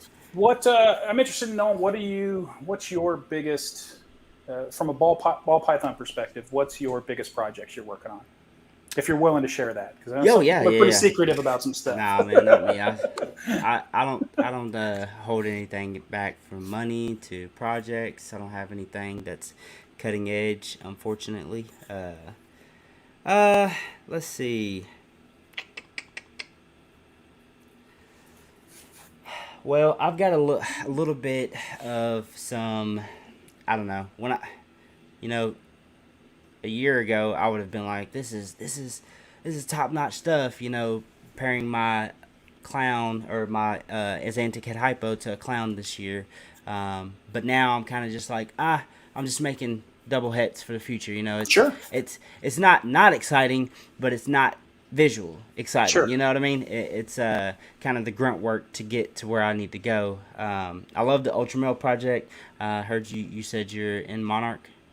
No, I'm not in Monarch yet, but I desperately want to be in Monarch. Okay. I've been considering it for quite some time, but the price is fluctuating, man. I mean, like I saw, I want to say 6 months to a year ago, you could have picked up a male adult breeder size Monarch for like $1,500, and then all of a sudden they were like $2,000, $3,000, $4,000. $4,500. Yeah. So I would like to get Monarch. I mean, I looked at Monarch and Ultramel a lot. I don't have either.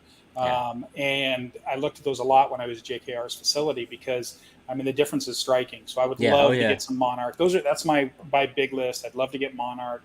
I'd love to get Ultramel. My biggest clutch of this year, without a doubt, is, like I mentioned, I have a pastel Batman that I bought from AJ's Reptiles. He's a breeder, and I bred him to a clown female. So everything, he's also been bred to like four het clown females. So, you know, that clutch, which that's the one that's December 17th, I'm dying for it because it's all clown. I know that. There's 6 perfect eggs. And, you know, we could have Batmans. We could have everything in between. So we'll see. And he's possible super leopard. So we'll find out when we get those out. But, yeah, I'm in a lot of – I got a couple of high-end things. I mean, my Sunset male is 500 grams. But, you know, for the most part, I'm in really the same boat. I'm in kind of the growing phase. I'm you know, trying to make those double het clown pies. I'm trying to make those, you know, those future snakes. I've got a lot of scaleless head, which is that was part of the collection that I purchased with scaleless head. And a lot of people don't know a lot about scaleless head. I didn't know anything about scaleless head until I purchased this collection, and it's really fascinating to me. I mean, if you don't know a lot about it, I suggest you look into it. It is crazy how much like my normal scaleless head female looks compared to any other normal. I mean, she's breathtaking, you know, or actually we have multiple. Oh, it's crazy. I mean, it's almost like DG. It's almost like Desert Ghost. So I'm hoping to make, you know, next year, hopefully we'll make some scaleless snakes and go from there. So, but so you are shooting for making scaleless and not just using it for, do you plan on also using it just for the influence and some stuff? Absolutely. Yeah. For me, it's the primary effect of it is for influence, or for the appearance influence of it. The single copy of it is amazing what it does. I have a normal banana scaleless head that just it looks like a Desert Ghost banana, and a normal Mojave female that's scaleless head and just looks incredible. So it is crazy what a single copy of the gene, how it enhances it so much. So you know, that is my biggest priority. I want to scale a snake just because I want to scale a snake, you know. But ultimately, it's more of the enhancing side of it. There's a question here. I wasn't going to ask this exactly, but I was going to bring it up. But I'll let you answer it here. Will says, is it true that the scaleless females have fertility issues? I have heard that exact thing from multiple people, and I haven't been able to duplicate that. So I have many. I mean, out of those clutches that I got, 6 of the clutches were from scaleless head females this year. I haven't noticed any fertility issues. I've only, you know, been into them for about a year now. But me personally, I'm not familiar with that. I have heard that, but I haven't been able to prove that. So, but I think what he's asking is an actual full scaleless female able to produce a clutch of eggs. Now, I was actually talking to someone the other day about this, and they said that it has been done. That there has been a female that is fully scaleless snake that has laid a clutch of eggs. I've listened to a couple podcasts that beg to differ. One that made very much sense as far as the process of laying a clutch and what happens with the scaleless snakes, as far as every time they eat, they go in the shed, and them not being able to go through the process of ovulating, pre-lay shed, you know, all of that because of the way that their body is set up with shedding. Okay. I don't know. I'm not nowhere near being in that project. Sure. I don't have anything against it. I have had people come to me, and I will advise them of what I know. And anything more than that, I don't want to, like, down a project or talk too much about a project that I don't know. So I do know that scaleless is a crazy influence on genes, and I think that it should definitely be used as the influence. And I think that it's cool that there's scaleless snakes, and they look cool too. I've heard that they're really high maintenance as far as getting in the shed and getting them to size and stuff. But, you know, whatever floats your boat. Same thing with the micro scale. I think that project's way overpriced, but right. I couldn't believe the first time I looked into that, and I'm like, wait a minute, why? So why is it 2,000?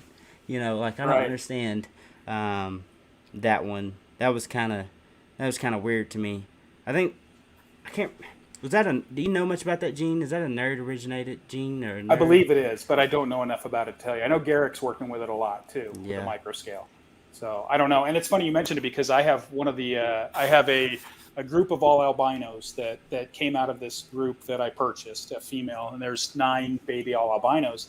And I contacted the guy that I bought them from, and I go, hey, the book that you gave me said it was an albino to an albino breeding. So I was like, this will be super easy. I got 9 albinos. Yeah. Well, I've got a spider that popped out, and I've got Scaleless head that popped out. So I go, I'm not sure if your book is correct. And he's like, yeah, I might have put this in with it, an albino Scaleless head spider. And I was like, well, I think you did because that's what's here, you know. Yeah. But there is one of those snakes that looks like a microscale, and it's completely different. They almost look like pebbles as opposed to scales. It's very, very unique. So it's one that I'm definitely going to keep and see how it looks. My goal. You know, we have issues with humidity. I think I was mentioning that to you earlier. Yeah. Here in Vegas, we have like 8% humidity, 10% humidity. So I've got a humidifier that's running full time in here.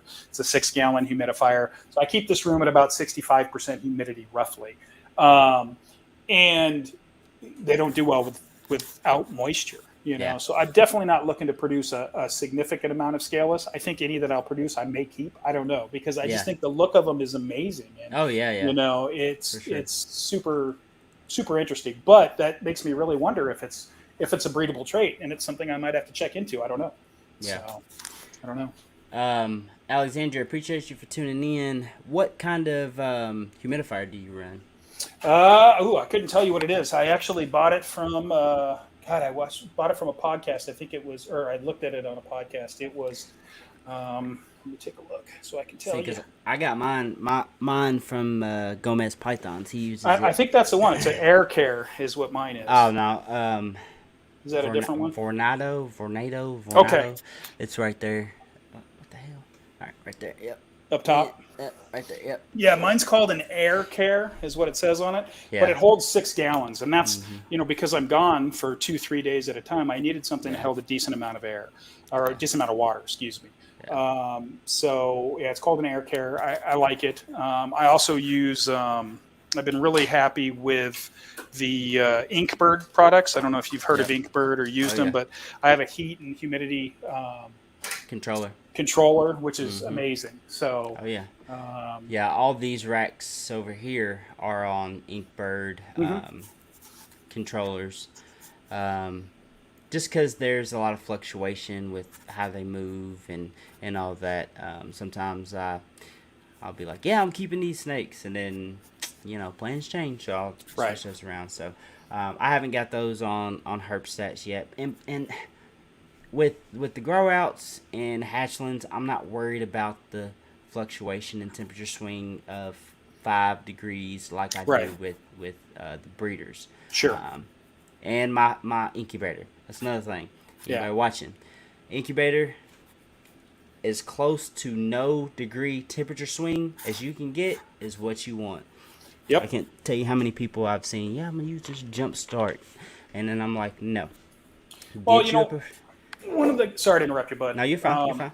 One of the guys that I used to follow, or that I watched a lot of his videos, Chris Hardwick. A lot of people have watched him, and he took some heat for. I guess he had some sort of a video about umbilical cords. I don't even know what it was. I didn't see the video.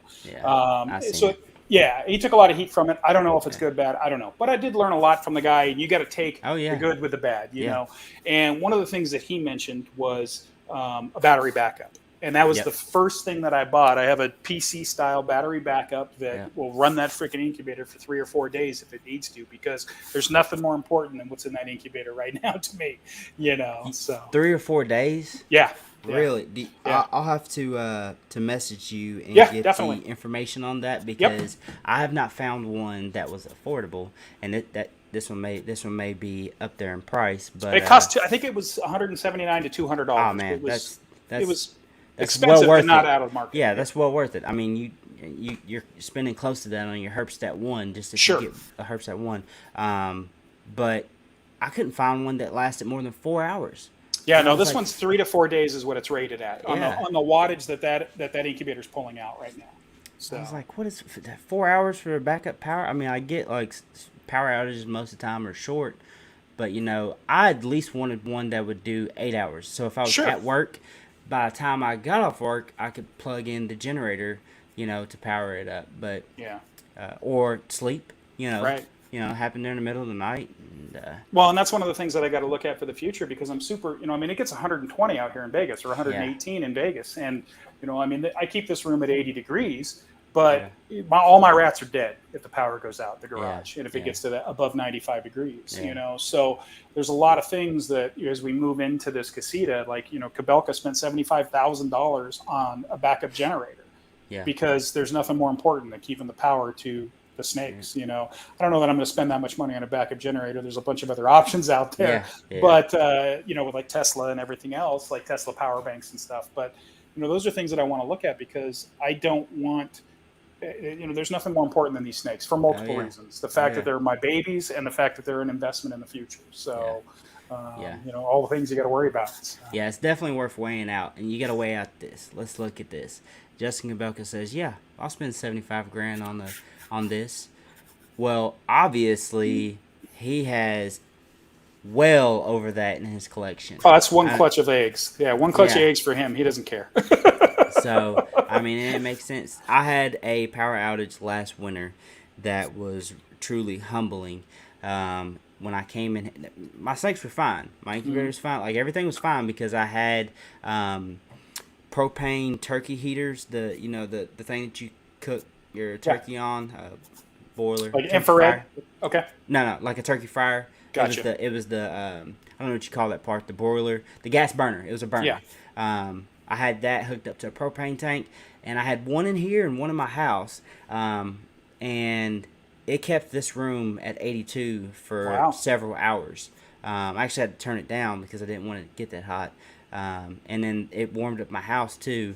But it was still humbling coming in here, to check it. I didn't go back to sleep. It happened in the middle of the night. Yeah. But I would go upstairs, kind of check on, upstairs, the family, and at one point I got kind of paranoid, and I'm like, wait a minute, is this carbon monoxide? Yep. Carbon monoxide detector, and I'm like, okay, well, I guess I'm good. I don't know. I guess it's burning off the propane. I don't know. I'm freaking out about everything, and I'm definitely freaking about the snakes, and I come back down, and I just looked around, and I'm just like, man, these things are really at the mercy of, one, the environment that I live in, and two, me. Sure. The decisions that I make, and not being prepared for situations like this. And I told myself, I said, this will be the last time that I let this happen. I want to have a generator. I want to go out there, be able to push a button or pull it or whatever, and be able to say, all right, let's plug everything up to here. I actually am trying to do a interlock system to where I can just cut the power to my main breaker and be able to power the generator to power up the house. We got one that's big enough that it can power the entire house. So nice, awesome. What's going on, Gary? Coming back in. Yeah, man. Backup generators, all definitely good stuff. No matter if you're in extreme heat or extreme cool. Man, I cannot imagine 100-degree temperatures and 8% humidity. Like humidity's very low out here. That's rough. I mean, I guess that's how you could be able to withstand such high temperatures. I couldn't imagine what that would be at 50% humidity or 40% humidity. Oh, it's miserable. Yeah. We went to we were in Hawaii like 4 or 5 years ago, and it was like 100 degrees and 100% humidity. It was absolutely miserable. So Tennessee. Going to Tennessee, we go out there a lot, and I'm sure you get a good amount of humidity in Kentucky. Oh, yeah. So I would rather take lower humidity than higher personally. But I don't know what it is about. So this reptile room, snake room, is actually my attached garage to my house. And I've kind of converted it. But I don't know what it is about this room, but it absolutely sucks humidity out of here. When I first bought this house, first thing I noticed was that the dryer vents into here. And I said, oh, no, we got to fix that because there's going to be mold growing.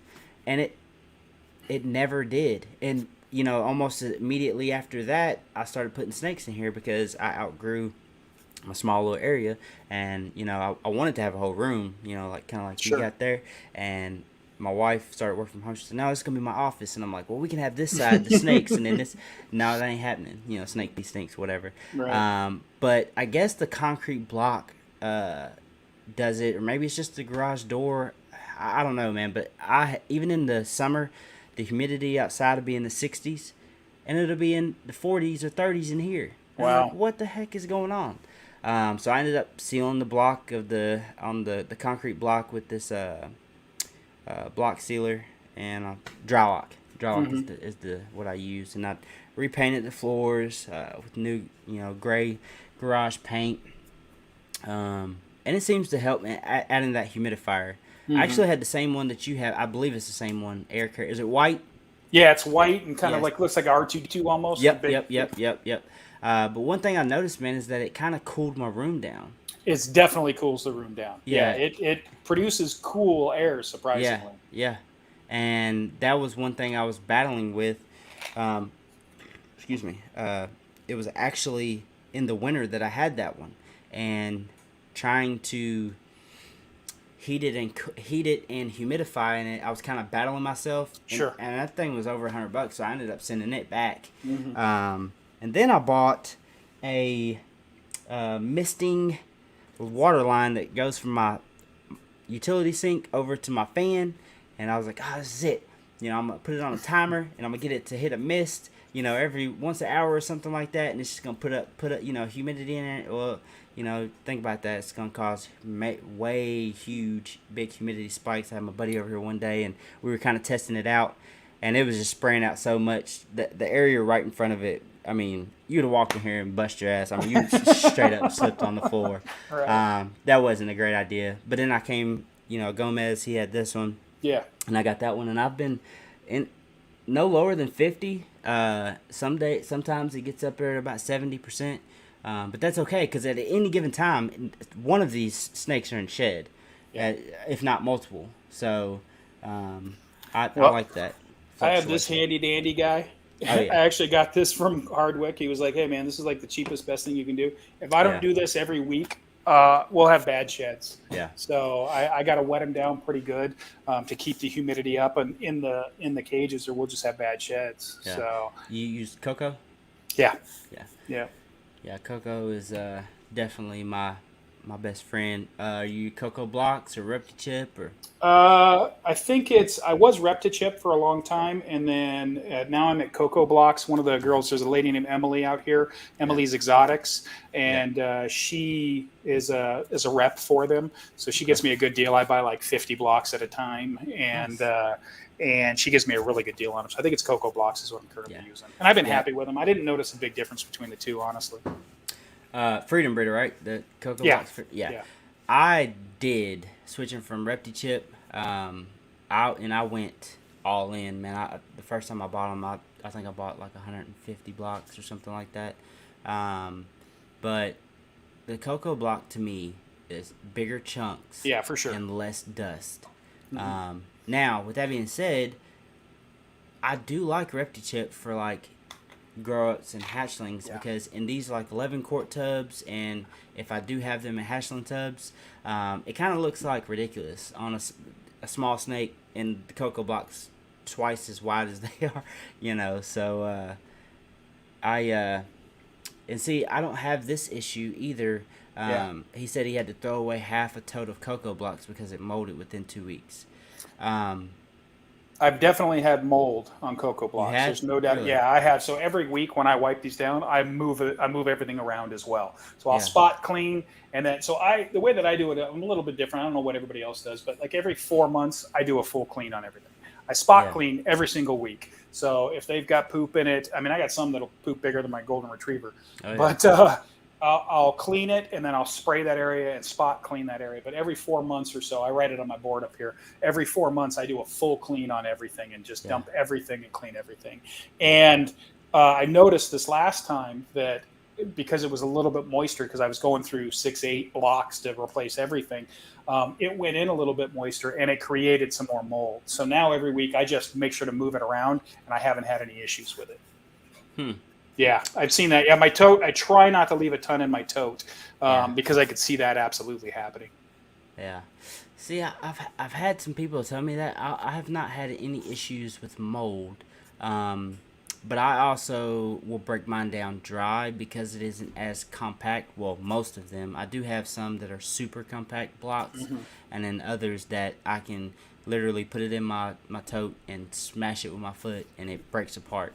I haven't had that issue, and generally, if I ever do miss a poop because whatever reason, that would be the area that some mold would start to grow. Yeah. But I don't have the mold issue. I did. One guy, he was talking to me about it, and I kind of determined he had one of these reptile basic racks, and he said that it was always happening in the same tub on the bottom level of his 6 tubs, and it was always near the front. And I told him, I said, well, have you ever noticed that bottom 6 rack or slot there is always about 3 to 4 degrees cooler than your hot spot on all the other levels? And he was like, no, I hadn't. Well, that's because it's snaked through, and that last little bit of the heat tape is not as conductive or radiant as the rest of it. And we pretty much determined that was probably the reason why it was happening in only that tub. The heat, the lower amount of heat in that tub. Yeah. With the mold. So I don't know, man. I've seen some people who like saturate the heck out of that cocoa blocks, or cocoa in general, and don't have it. What's crazy is it's advertised to be mold resistant. Yeah. Yeah, I didn't really notice anything with Reptichip. I didn't notice any mold issues, but I'm on a lot higher. Didn't have nearly as many animals then, so. But I've definitely noticed more mold issues. But if I move it around a lot, I don't seem to have a whole lot of problems with it. Yeah. Said I thought maybe because I had wetted the whole block and didn't use it at that time. Yeah. If I ever do wet my cocoa in the block, every time I walk through here or come in here, I'll take my tub and kind of mix it up. I actually made a homemade cocoa block sifter. So these 2 tubs right here is my cocoa, and the top tub is completely has a whole bunch of holes drilled in the bottom of it, from like super small to a little bit bigger. I think I used 3 different sizes, and in between them I've got a couple pieces of PVC that has a space, a gap, so it can fall through. Nice. And it works fine. I mean, the stuff that comes through is just like fine cocoa dust. Mm-hmm. And it's worked pretty good. It doesn't get it all because, of course, it's dust. So it's just like if you had some rocks. If you wash those rocks off together and you put them in the bag again, you're going to get some more dust eventually from them hitting each other. Yep. Gary says that he's had some mold, but like you said, if you keep it stirred up and adequate airflow, it won't. Has that, the times that you get mold, do you find that it's spread out or specifically in a certain type of rack? The Reptile Basics get way more moisture, it seems, than the ARS, hands down. And I don't know if it's, I think it's just better airflow. I've got quite a few holes on the Reptile Basics, but they get far more moisture on the top. Definitely hold more moisture, in my opinion. Yeah, and honestly, I'm not a huge fan. I love the Freedom Breeder, the FB8s that I'm using for my hatchlings, these little guys. But it's almost like there's too much holes out here. Yeah. It's hard to keep moisture in these guys. So I've got to make sure that I spray them down or all my little hatchlings will not have good sheds. So every week I make sure that I spray them down. Yeah, that's a new design, isn't it? Yeah.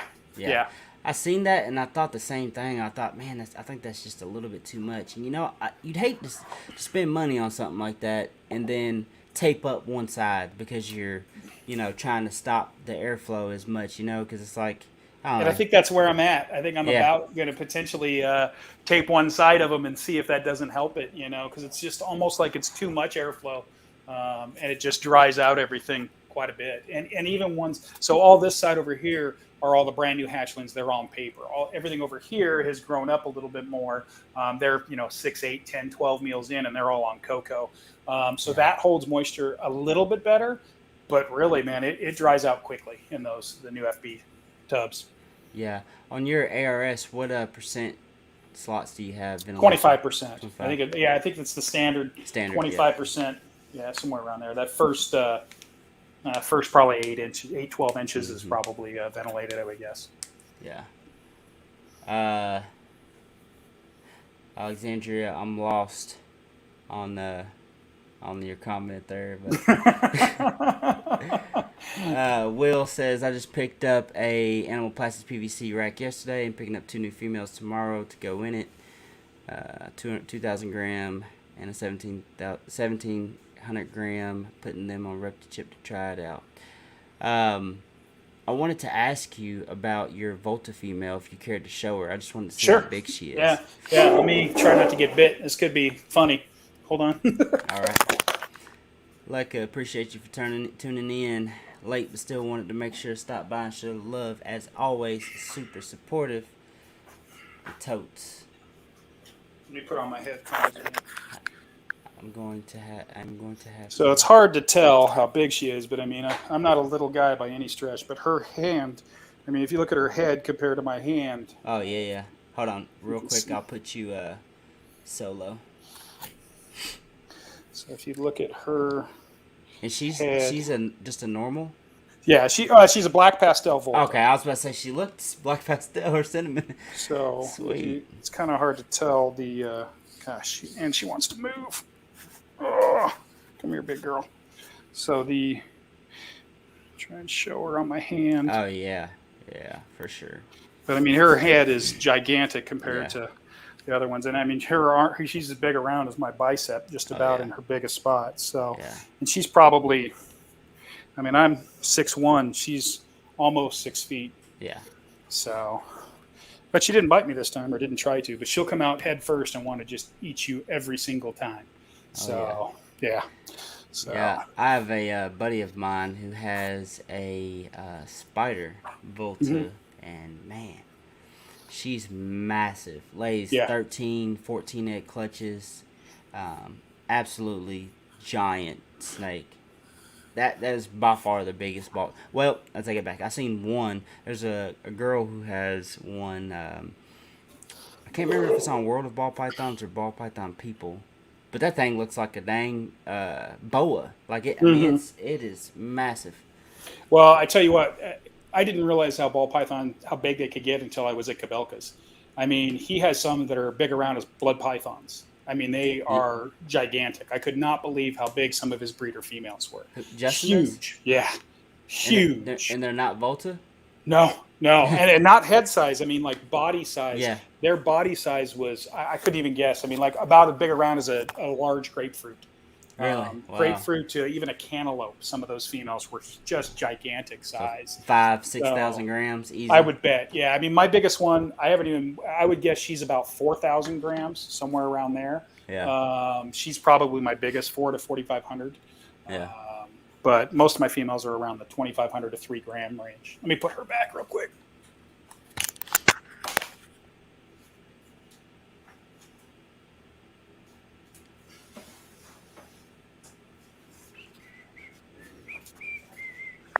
You were asking about some of the projects I was working on. I was meaning to tell you I've got another double het pairing I'm doing. It's ultra male to a pastel ghost, ultra male ghost, and then I'm gonna work that into clown as well, and then highway everything. Like I love the highway. Highway was originally my logo snake.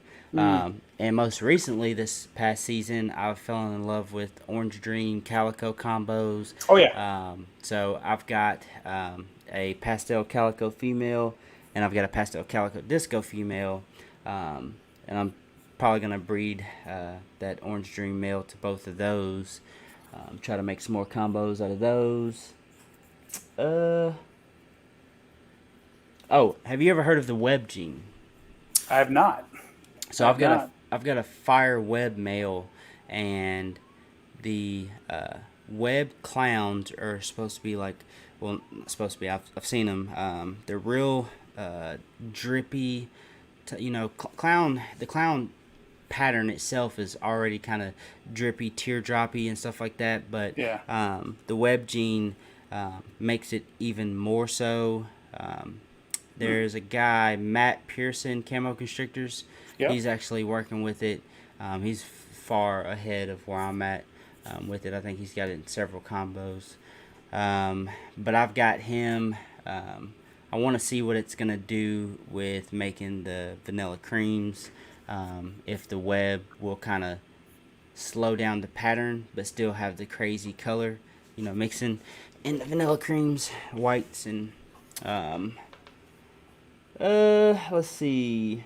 I got some gray matter project I'm doing. I got a gray matter male going to cinnamon female.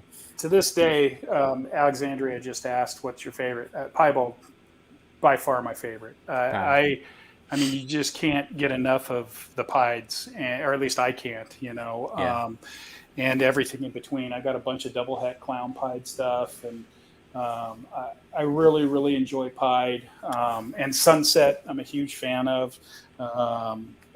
It's obviously an investment quality snake, but I like Sunset. Ultramel is probably my favorite, but I also like the but here's my... But he's just a little guy, but that's my Sunset male. I thought you said you had a het. You actually have. I have a het. I have quite a few het females. Oops, sorry, wrong way. You're good. So he's a Sunset male. I got him from. Oh God, he's great. I can't think of him. Brain farting right now, but this guy's about 500 grams. Was it Brad? No, it wasn't Brad Boa. He's another guy. He starts with an R. He's got a big goatee. God dang it! I can't think of it offhand. Yeah, I can't think of him offhand. But I bought the visual and a het, and then probably my favorite of all time is this boy, and he is he kind of looks a little dingy because he's in shed. But... Inchy highway. I love the highways, man. But it's almost purple. My Batman. So he's probably one of my favorites. He's in shed right now, but the color on it is just, he's a pastel, so it'll be interesting to see, what we get out of it, So, yeah. But that's those 6 eggs that are in the incubator right now. I'm dying to see. Justin's been making some crazy stuff with adding, yellow belly, red stripe. Yeah. And Wookiee into the Batman. Yeah, I don't have. I'd love to get some Wookiee. I don't have any. I'm like a Star Wars nerd, so I would love to get some Wookiee type stuff or Jedi. This is the guy. This is the one I was telling you about from Kabelka. He's in shed as well, but this guy is he's a blackhead pied, double het, lavender, and clown. So blackhead pied. Yeah. Nice. Love blackhead, man. You working with that very much other than that pied? Just this guy. He's the only one I got that's blackhead. So I gotta grab my blackhead boy. He looks like crap right now because he's in shed.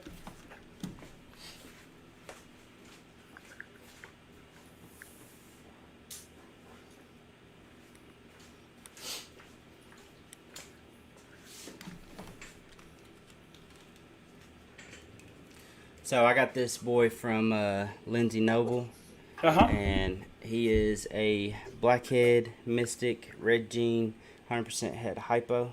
Oh, nice. Let's see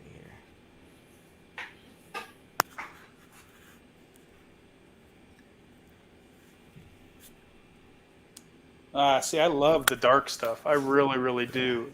I'd love to get blackhead into. So I just hatched. So the guy's definitely going to bite me. with some GHI Black Pastel Mojaves.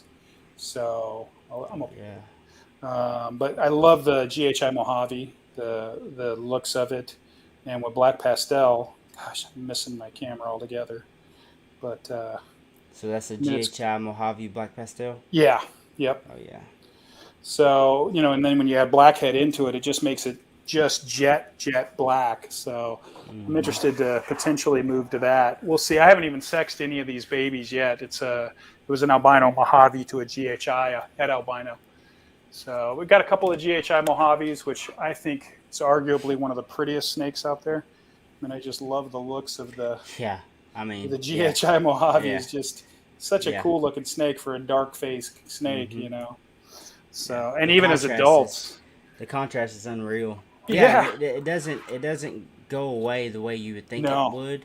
GHI Lesser is similar. GHI Mojave Hypo is really nice. Yeah. I definitely like that as well. I've got some hypo stuff going.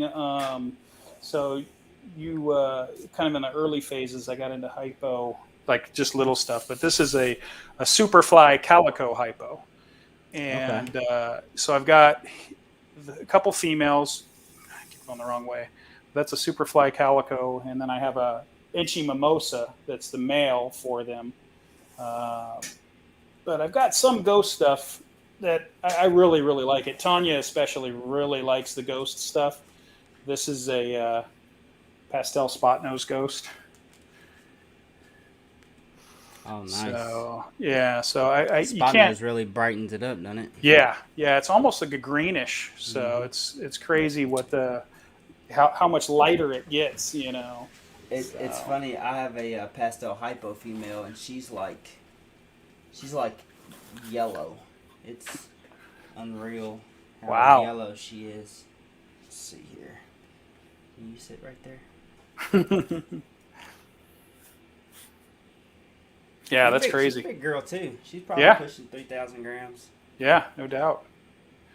It's funny, and that's what it's like. You're only limited by your space, really, and your wallet, I guess. For sure. I got a hypo female I want to show you real quick. Okay.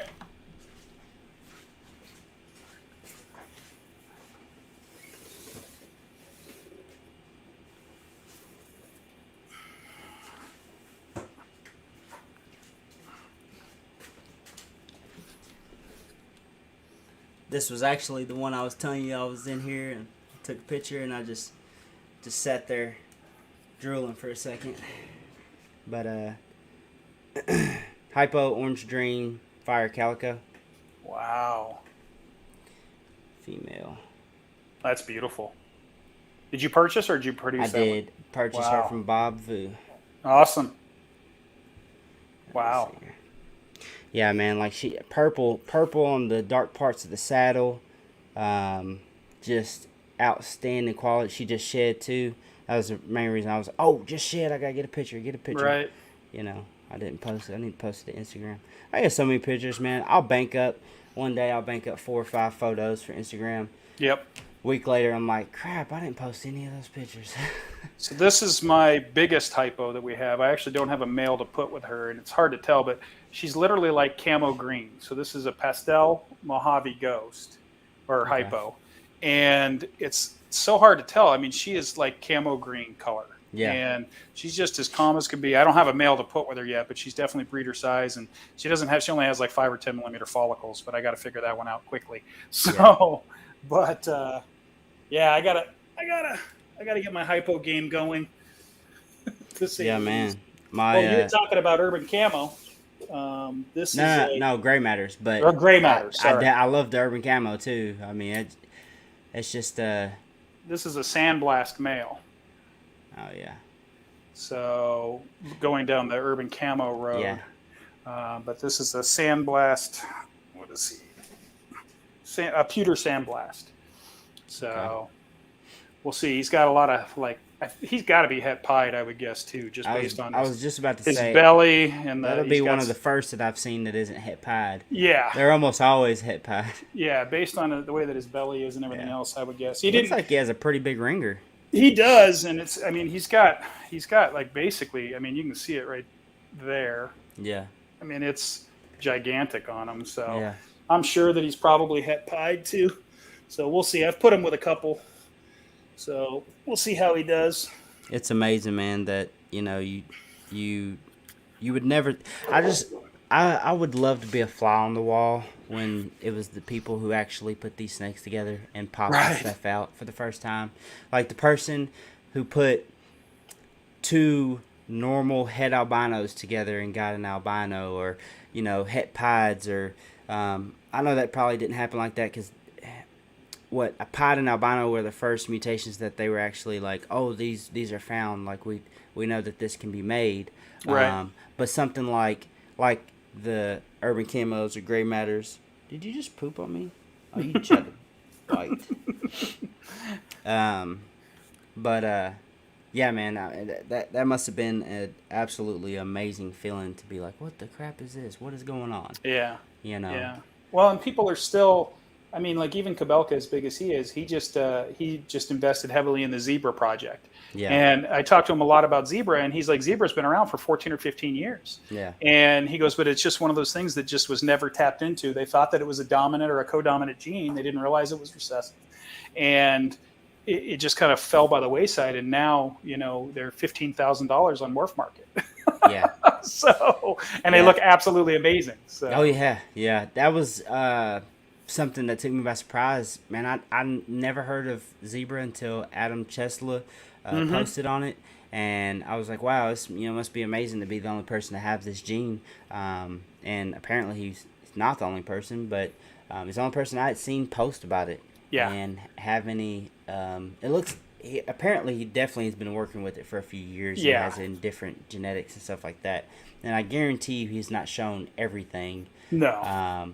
Yeah, well, I agree. They look good, but not $15K good. And not to mention, what is it gonna do? You know what I mean? Like, right.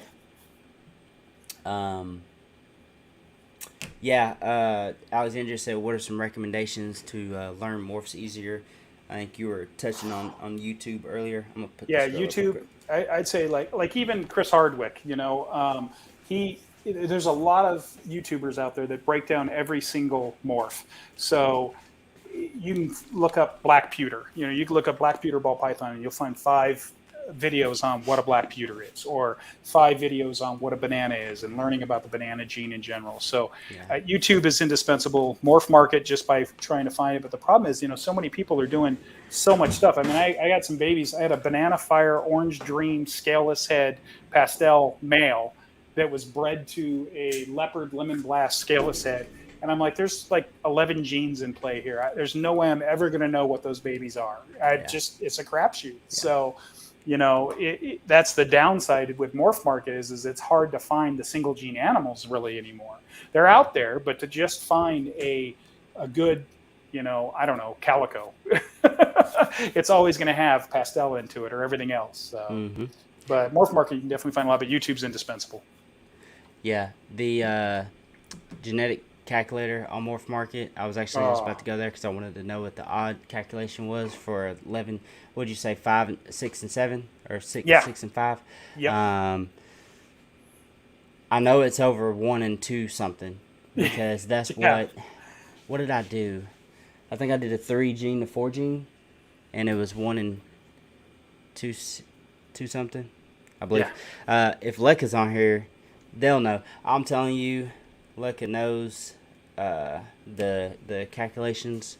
Something crazy. I was on here one night talking to somebody, and that commented up, it's such and such. But I'm trying to think of the person that I had also watched on YouTube on morphs. This one guy, he really had it down on kind of like the formula for it's not that Justin Kabelka himself told him, hey, this is what I do, but kind of he kind of picked through how Justin Kobelka probably picked projects to see, how this would turn out. And it was, man, I don't want to mess it up, but it was basically a formula of like, enhancing, because there's enhancing genes, pattern genes, and of course, your all-powerful recessives or, co-dominants that are going to overpower most of the snake. Yeah. And he kind of put it together in a formula and pulled up snakes that kind of fit in that formula. And then he pulled up snakes that were just smashed together. Like you said, if there's a 6 gene, and I think I watched a video earlier today Justin Kobelka put out, he's like, just because this animal has 6 genes in it doesn't mean it's going to look good. You know.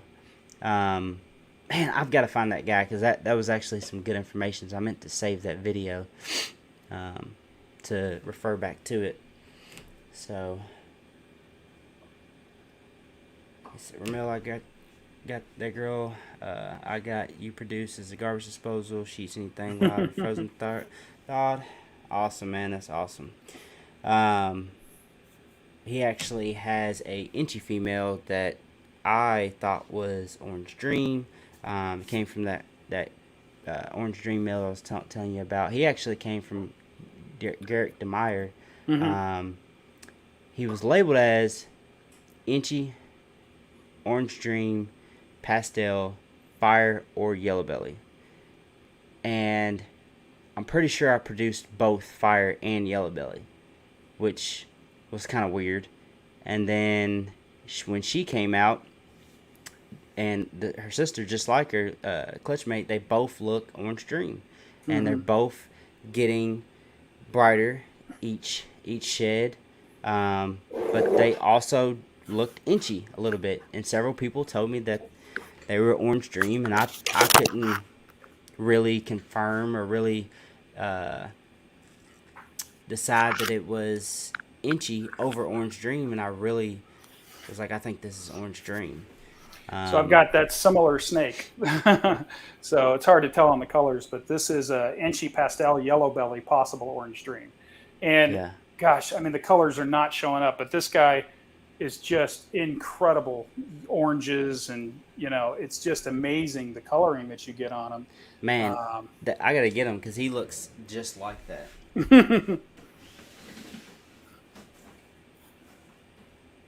looks just like that. Yeah, a little bit different, but really similar. Let's see here. Yeah, a little bit less patterning, it looks like, but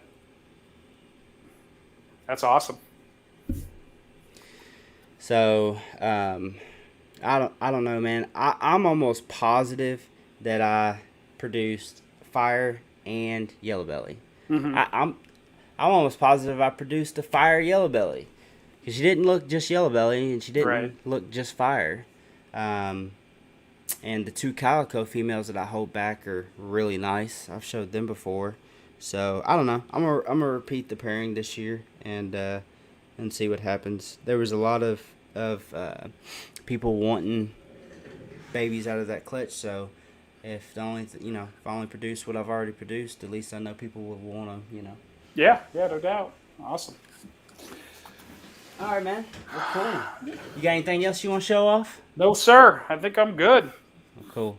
If anybody in the comments has any questions for Mike, post them up there. Let me jump through here and make sure I didn't miss any comments. Alexandra commented a couple times. Let's see. And hit me up with any questions you got, by all means. Yeah, I'm an open book, and I pass out my cell phone to everybody. If anybody needs it, feel free to help me. I'm happy to give any info I can. So, what are, as far as social media platforms, where can everybody find you? Instagram is probably my biggest. It's linked to my Facebook page. Both of them are FireHouse_Morphs. We do have the website as well, but it's not really. I don't have it fully supported as of yet. But Instagram and Facebook are the 2 biggest ones for me. So, and then obviously Morph Market with everything that I got up for sale on there. So, but yeah, Instagram, I try to post daily on Instagram. You got to get your content out there. So almost every single day you'll see something from me, pairings, breedings, cuttings, you name it. So. Sweet. All right. Let's see. I said a few of mine won't eat with the weather change, but that one I got from me eats anything and everything. Best eater, avid male when I food. Yeah, man, that's one thing that I try to pride myself on is never sending a snake out of here that is not smashing food and well established, because it is just um, it's I mean, one of the biggest problems with ball pythons is their appetite. Sure. Uh, and them eating. So I definitely don't want someone to be trying to feed one of my hatchlings and not being able to get it started. Well, it's like that spider purple passion that I have. It's an amazing looking snake. Yeah. The fact that you gotta, prime him every single time. As soon as you put it in his mouth, he eats it every time, which is retarded. So, but I don't really want to sell them unless somebody's willing to put that work in. Yeah. So it's a beautiful snake, but it's it is. There's some that are temperamental. So yeah. For sure. It's got to be the spider gene, I would assume. There's no head wobble or anything else, but that would be my guess. Yeah. Yeah, Will, Mike definitely has some heat. He's got some nice snakes, that's for sure. But if you ever get into monsoon, that's the biggest benefit. They eat like horses. Really? Talk to Dave Green. They don't. Every single one they'll eat every single time. So everything. I got a couple of het monsoons and the main male that I've got. He said he's never had a monsoon not eat. So. It's funny because I tell people not to generalize snakes, and then in my mind myself I generalize ball pythons, but different morphs do react to food. And as far as handability too. One thing I noticed is like any of my snakes with spot nose, or a lot of my fires are a little on the nippy side, or ready to get it side. Agreed. I'm trying to think of any other ones off top hand. Do you realize that? A lot of my GHI Mojave stuff, both of the adults that I have a male GHI Mojave adult, I have a female. Both of them will nip me every single time. Every single one of the babies will just constantly dink, dink, dink, dink. And I don't know if it's the combo. I don't know if it's GHI. I'm not sure, but it seems like a lot of the dark genes I'm learning seem to be a little nippy. They're fine once you get them out and relaxed. But yeah, I mean, I've noticed that for sure. Spot nose, I've definitely noticed that. Yeah. So it's funny you mentioned that. So. Yeah, I've got a couple triple 66% het Xanthic, Desert Ghost, and Caramel Albino. And those two girls are the most food-driven snakes that I've had. I don't want to say aggressive because I tell people not to say aggressive, but they're like 200 grams, and they come out like they have been building follicles for 3 months. Like they're like, give me the food, and it's every time like they come out like that. Unless you touch them real quick, and then they're like, oh my god, I'm sorry. My big pied female will do that every single time you open that bin. I open it with a snake hook because she comes out ready to eat every single time. So, but she's a puppy dog when you pull her out, once you get her out, but she's just got that food drive for sure. So, yeah, and most of them are like that, man. Yeah. Even my most fired up ones. I was actually talking to a local pet store yesterday, and she was like, yeah, I'd love to buy some of your babies. Are yours aren't one of those, you handle yours a lot. They aren't those mean ones, are they? They're ball pythons, but they're not mean.